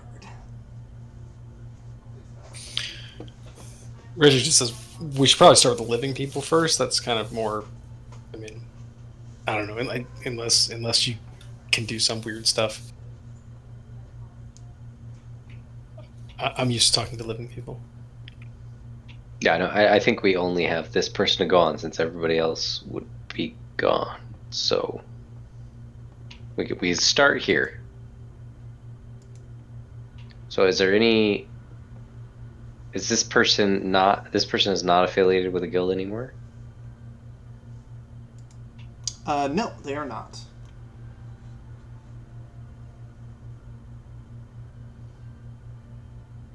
Reggie, what would you consider to be a good memory check?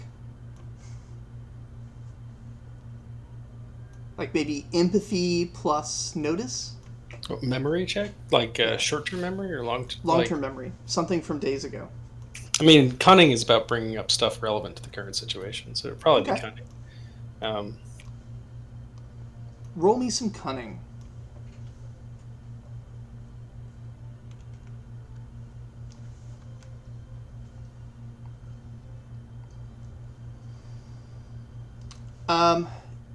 You do recognize the name Pearl, but you don't know which record it was on. But you definitely encountered the name within the past couple weeks. What records have I been looking at the past couple of weeks? I mean, I've been looking through a bunch of stuff in the... That's basically at some point between Moonfall and now, you were reading a record in one of your adventures, and the name came up.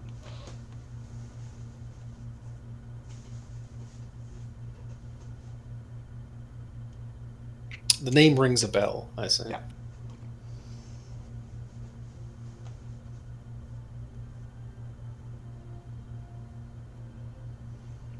All right, with that information, everybody meets back up. What do you guys want to do next?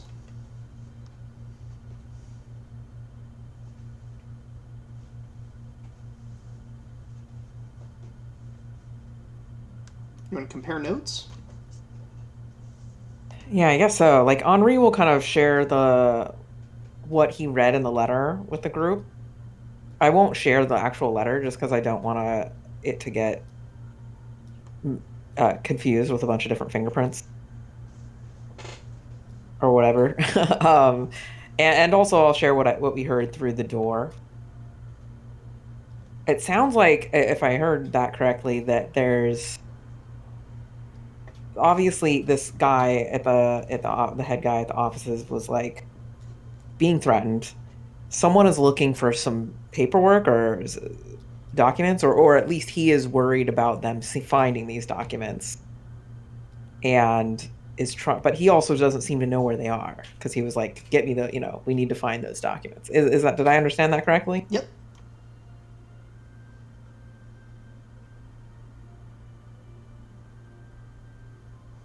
Yep, you understood that correctly. Definitely like between that and what Leica encountered, he's being threatened. Somebody is threatening him. What were these offices again? What are they? Nantar Trade and Agriculture focuses on trade to the colonies.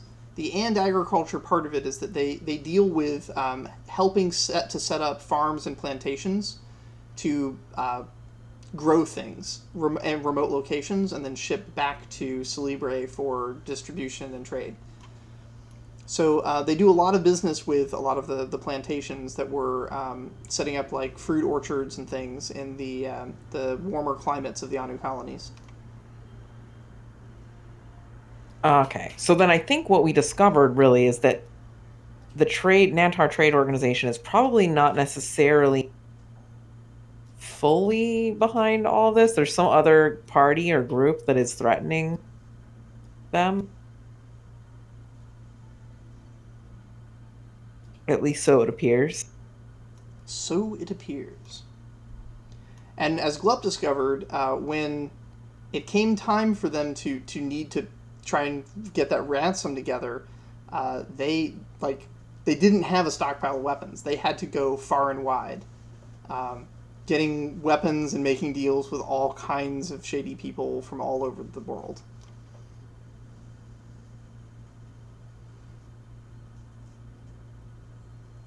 That casts a pretty broad net, but yeah.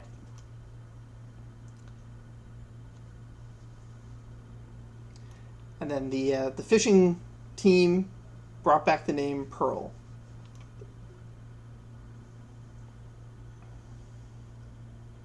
And the fact that Reggie's heard it before, so we can get his mind scrubbed.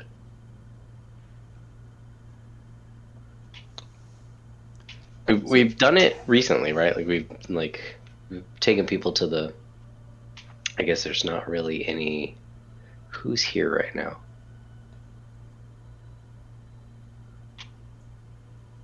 We don't have any SAU students. Yeah, with only the one success, I can only tell you it was within the past 2 weeks, which is literally every adventure you've been on since arriving at the city. Yeah, I was getting at we've gone to the academy multiple times, and they're usually capable of helping with things like, I'm sure, memory retention, but we don't have anybody from the SAU here at the moment. Well, you got Leica. We do have Leica. Leica, what can you do? Magic wise? Like people's memories in their brain. Are you feeling like your psychic abilities are up to venturing into Reggie's memory? I don't have anything I have no points in psychic potential. I have potential but no points in it. I'm not sure if that's a matter of incorrect record keeping. So you'd be rolling 0 dice. That minimizes your chance of success, yeah. Yeah, by a good amount. Don't go digging around in my head with 0 dice. You have a mentor, right? Yes, I do. But I mean, Your mentor will not refuse you if you ask for help. You know what? I'll ask Radigo for help because I think he can help peer into people's minds. Okay. So Radico agrees to help, but only with Reggie's permission. Consensual, yeah. So you basically, I guess, get on a boat. You have the boat you kids built. Actually, I have a boat. Come on. You have your own private little mini yacht. So yeah. So you take that out to Radico's floating home, his raft house, and and Radico asks Reggie, he's like, do I have your permission to enter your mind and help you recover these memories? I'm just trying to remember where I saw this name. The name is Pearl. It was in a record somewhere. And the only records I've really been looking through are records relating to the trial, and records, some books and stuff I found in the academy. And then records related to mercenary organizations. I just need to remember the context. Okay. This is I'm with your permission, I will step into your mind and we'll try to make those records more tangible to you mentally. Is that Reggie okay? shrugs and says, "I don't like magic, but whatever. It sounds good to me." If you don't like it, I'm not here to force you to do anything.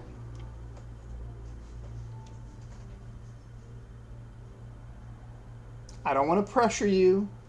You don't have to do this. Reggie says, "I need to remember."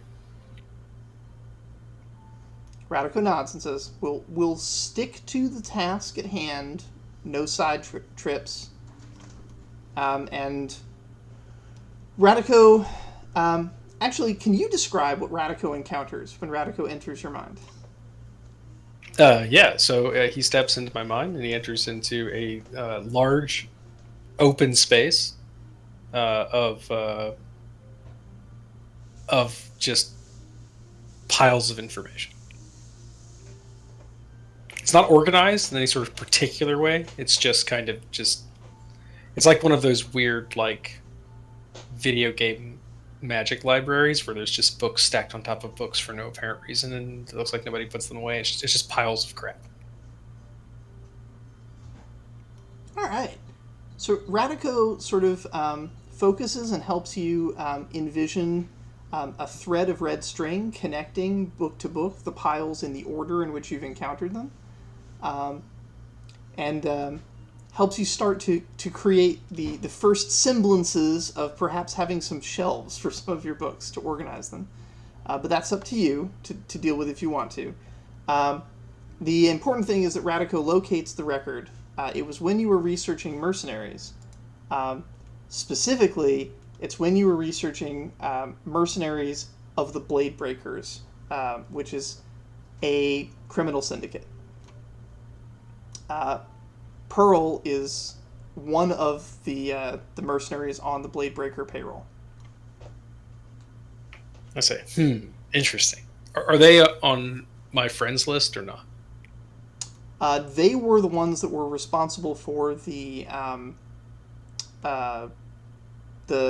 tax evasion scheme that was going on. Okay, I'm So happy with my memory. not on your friends list. No. Okay. All right, and Radico politely retreats from mine and says, "Consider what I said about bookshelves." So it's an important piece of my memory. It stays that way.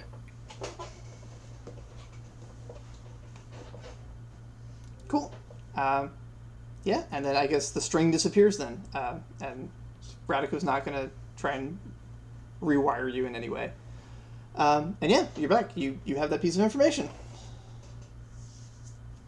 He's one of the mercenaries from the Blade Breakers. They're a criminal organization, tax people.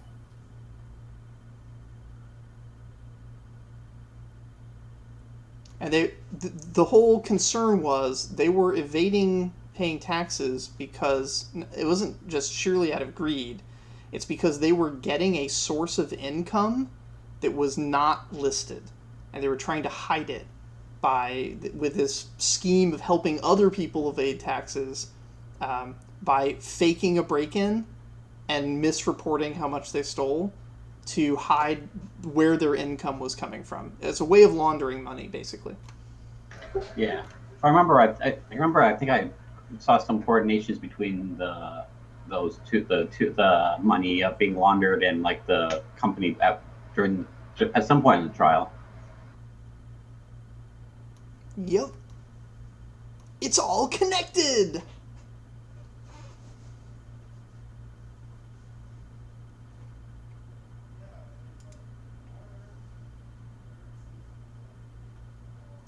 Is there anything you'd like to do with this information before we wind down? There's still some time left in the day.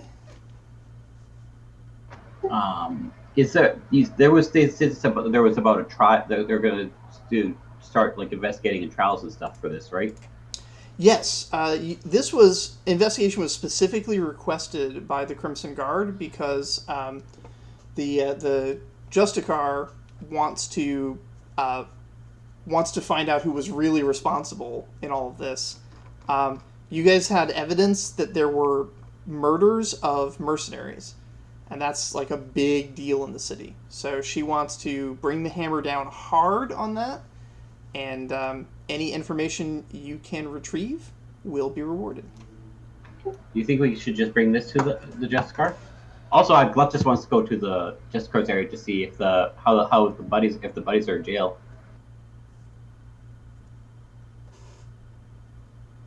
I mean, it's a small amount of evidence, realistically, we're providing. Like, we know a name and a guild association. Plus the connections between the money laundering and like the information from the trial. And it will be more. It will be easier to get information if you don't tip your hand early. When the last time you guys were dealing with the Blade Breakers, you tipped your hand right away. You tattled on them instantly, and they closed up shop. They disappeared into the woodwork. Whereas if you spend more time investigating before you turn them in, you might be able to find out more. But it is, as always, up to you.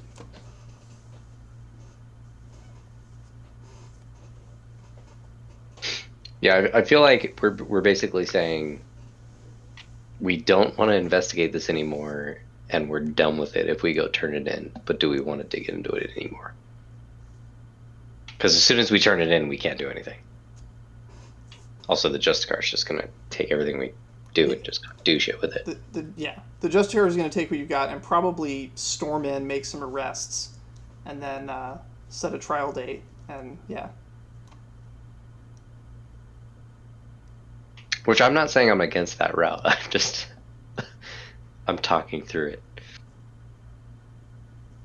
Right now, those arrests would probably be this Pearl person, if they can find him, and then some members of the Nantar C-suite. So we need to find. So I guess we'll need to find the cousin.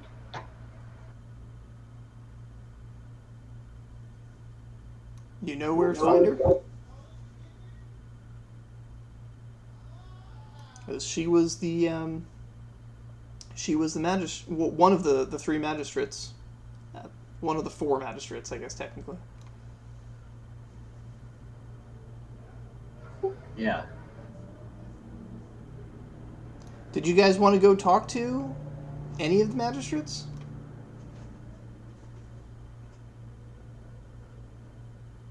We know from the trial, just talking through, we know that the ex-mercenary knew all about this stuff, but that just tells us that they were famous things. Can we go talk to the lady that recused herself? You can, yes. Yeah, I think that or would have been the other person, the friend of that person. You can talk to them both. They both have, they're both part of the sort of city's quasi-aristocracy. So you can go to the Palace District, and they are easy to find.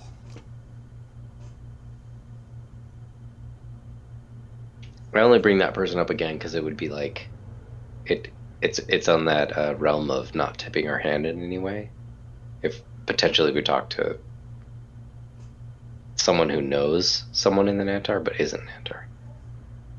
But if we want to go directly to the Nantar person, that's fine. Yeah, so the magistrate was a cousin of the Nantars that are involved in this.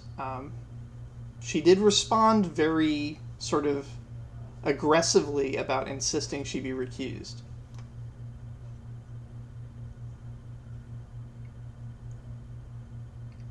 So she probably knows stuff that she hasn't revealed, but on the other hand, yeah, that might be something that tips your hand.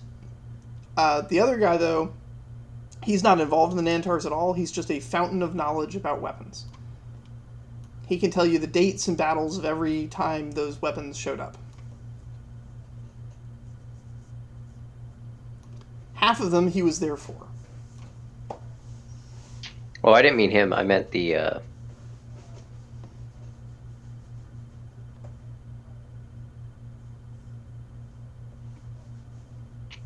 he's somewhere. The guy that was the friend of the Oh yeah, he's around. legal equivalent. I was just bringing it up as a reminder to everybody that it was there was another person that was on good legal scholarship terms of the Nantar person, so might know things without that if we talk to them, they wouldn't give it away. That's Lord Chamden Reed Page. But if we want to go directly to the Nantar cousin, which may result with us going to the Justicar very, very quickly after, or whichever direction, I'm open to whatever.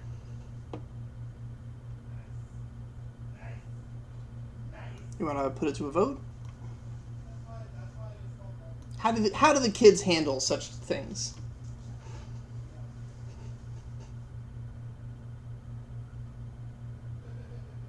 I'm gonna assume democratically, but I'm intrigued by the Justicar, the one that recused themselves. The magistrate that recruits themselves, the Nantar one. Yes, that one. I'm just curious as to why anyone thinks she would tell us shit. Like that, like really though. Why would she tell us anything about her family's illicit activities after we had her recused from a trial related to said activities? We tried to not have her recused. That's right. I think And she yeah, wanted well, to be yeah, but recused. And well, she's- yeah, we didn't have her recused directly. It's just that the impact of such an explosive testimony is just not, you know what I mean? Like, She insisted on being recused, and when you guys argued in favor of keeping her, she threatened to rule against you if you didn't have her recused. Yeah, talking to her about anything Nantar seems scary, or she didn't want to do it in public. Like, it's really hard to go between those two. Like, maybe her life was in danger kind of thing. But, like, how do you know? Like, we're kids. Well, you know that her cousin-in-law is definitely being threatened right now.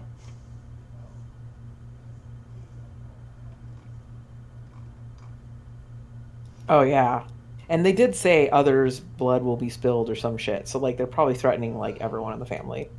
Yeah, his quote to his secretary was like, "My blood's not the only one that'll be spilled." Yeah. In that case, I get it. It might not be a good route to go.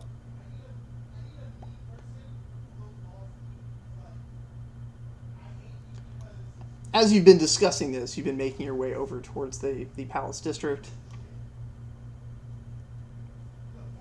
It's about tea time, about 4 o'clock in the afternoon.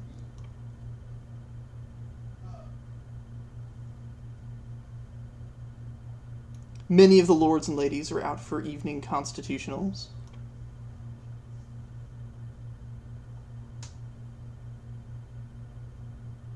Do you want to stop by and talk to anybody?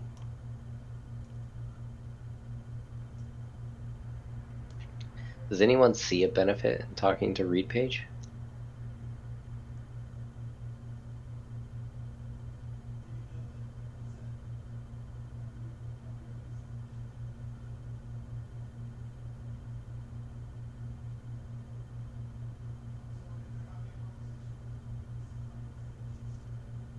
I mean, it definitely sounds like the Nantar is like too up in the air, and I think for kids, we can't decide.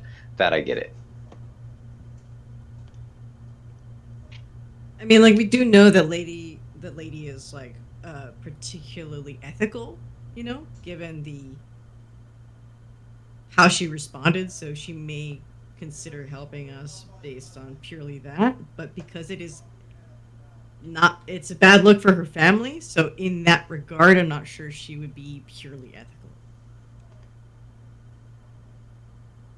I don't know if the kids would think of this either, but if she's super ethical and she's being threatened, then she's certainly not going to involve children in accepting that risk from the threats she's receiving. But that might not be something that the kids really consider. So. I don't know if this is worth it for this, but we do have that truth serum. You do, and you have the recording org, which you haven't really needed to use yet, but you've got that. So if you're taking a confession or an interview, you can record it.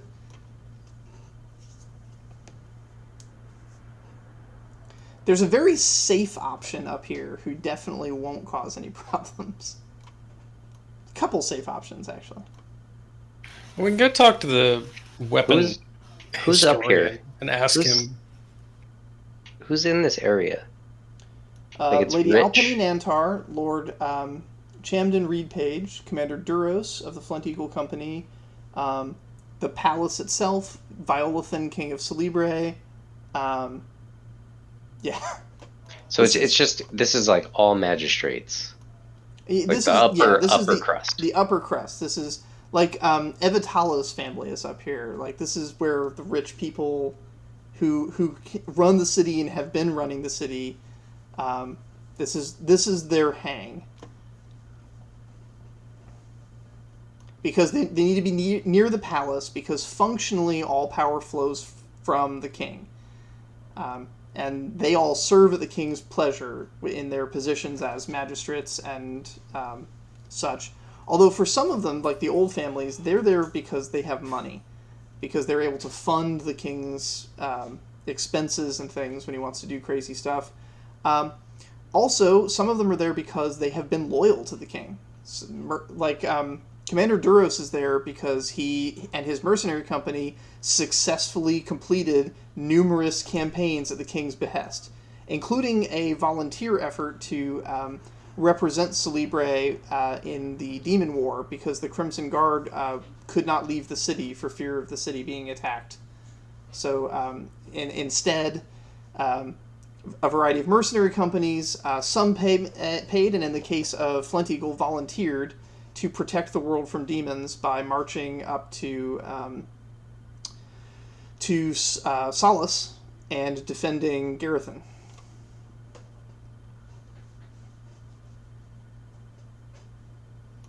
So yeah, it's a mix up here, but all of them are in a position of privilege.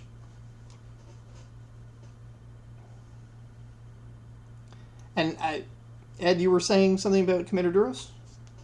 Oh, I was just saying, like, we can go ask the expert on magical weapon lore where these weapons have gone. Like, these things don't get bought and sold in secret. Yeah, that's probably the safest option. All right.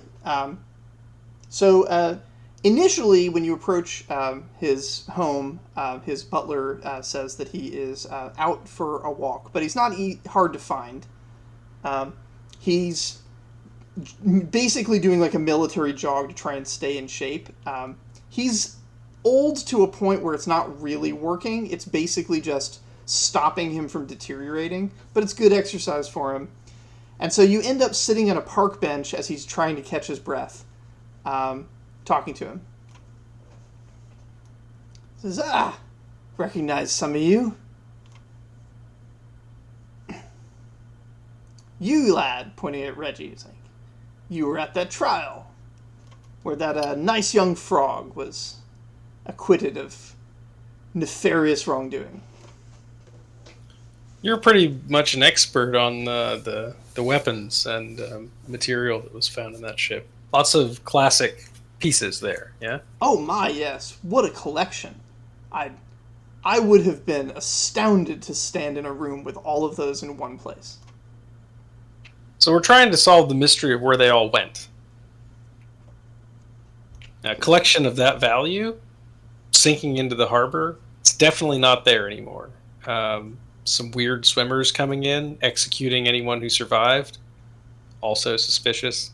Someone took it, and they're probably moving it. And this was a long time ago, but my suspicion is stuff like that can't move quietly.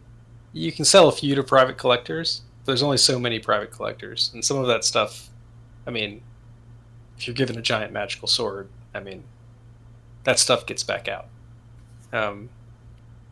We have some leads, and I'd be happy to share them with you, but I'm wondering if you have any information that you could help us with. We're just trying to get to the bottom of where all that stuff went and why. He says, well, I need to refresh my memory, but let's go down to the evidence room at the barracks. I'm much more comfortable there than in this company anyway. And let's look in that fancy magical thingy that you kids had, so I can see them in front of me again, and I'll go through the list. So sounds good. Yeah. So you guys proceed to the barracks. There is a little bit of a hesitancy at the barracks staff, but his position as a magistrate and the presence of the Justicar having authorized you guys to do this investigation, they let you into the evidence locker. They bring it out, and you guys remember how to activate it and get the display up. You freeze it at that moment where Lorpin is looking at the display. And then you guys take out some quills and paper, and he starts giving you histories of these things. You don't really need to roll for this. The pattern is pretty clear. Like, prior to 15 years ago, these things were all over the world. And then around 15 years ago, like, he doesn't really know what happened to them. And then about 8 years ago, they start popping up in conflicts around the southern Middle Kingdoms and the swamps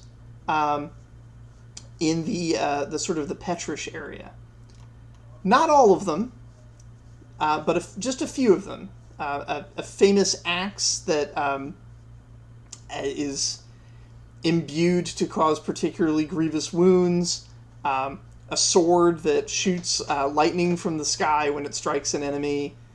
These powerful artifacts are noticeable when they're used, right? Like, you're absolutely right. Like, you can't use one of these and have people not notice that it's happened.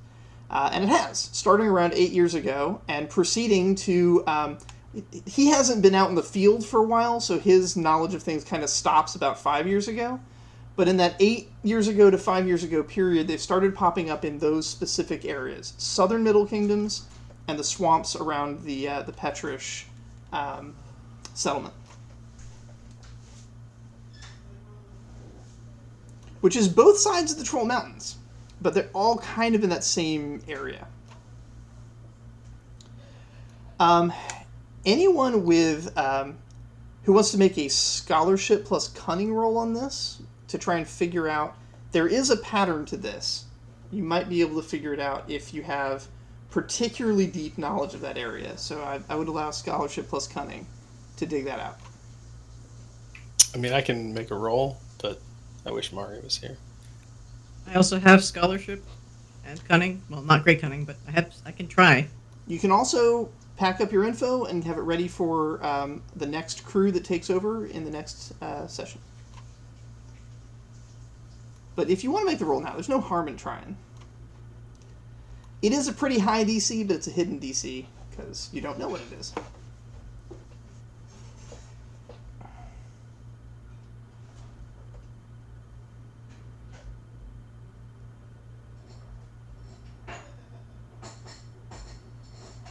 What are we rolling? Scholarship plus cunning.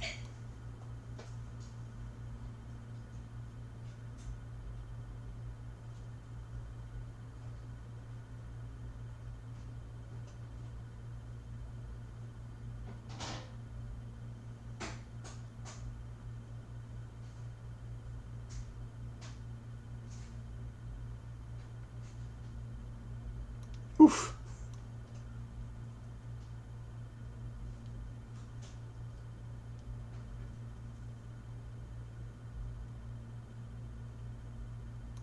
Well, Reggie got the best.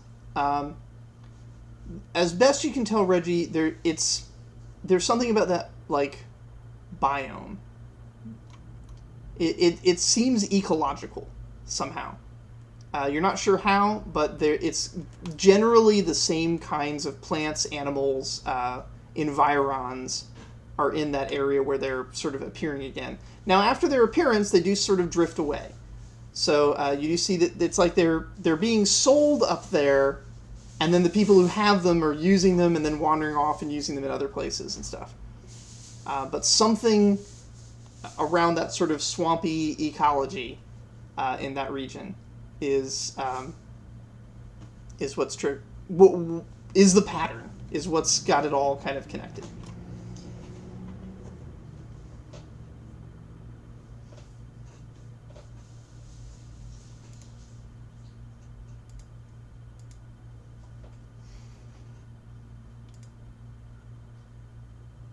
And I think that brings the day to a close.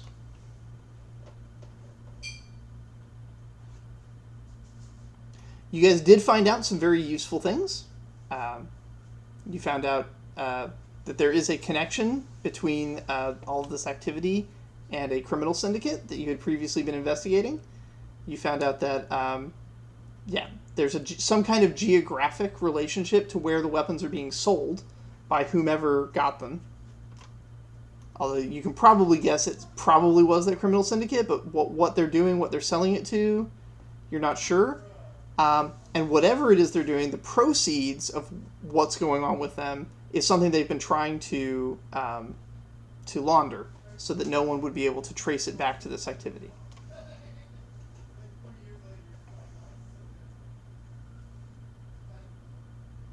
And there you have it. Little did we know the adventure opportunities we were discussing were the same one. Kind of. You came at it Just from different one routes, angle. yeah. Yeah. It was different angles for the same, similar thing. And that was early on too, huh? The criminal syndicate was like one of our first things we did. Yep.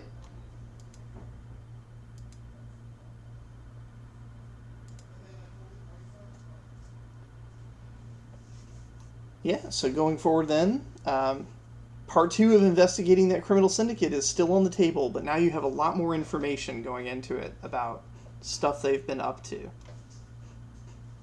What remains as a mystery is, what are they actually doing? You kind of have an idea of what they probably did 15 years ago, though you don't have evidence of it yet, which would be fantastic. Especially if you could get some testimony from some people. But for now, you have sort of circumstantial understanding of what they did, but not why and not what they're doing with it now.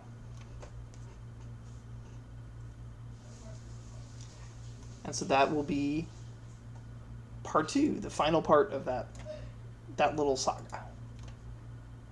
Yeah. And since it sounds like the ecological thing, we might be able to go check out with one of the druids.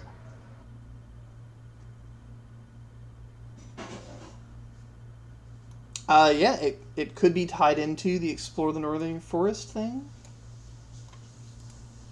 Although it's the Northern Forest that's within your kid's reach at the moment, while still being able to get home in time for bed, is not nearly that far. You basically get to kind of leave the city on the North Gate and talk to the druids that are there at the edge of that piece of civilization. It's not a deep adventure.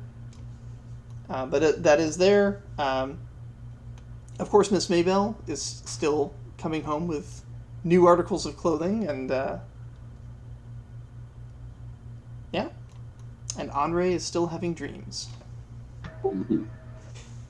Which is tied into the Northern Forest, if I recall correctly.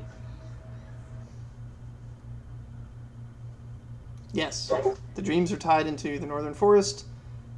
They're tied into the moon. They're tied into all kinds of stuff. It's all connected.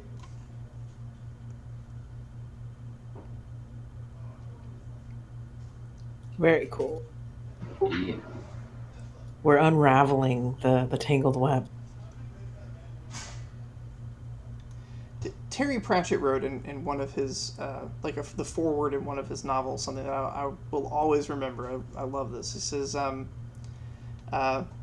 good stories don't unravel. Good stories weave. Mm.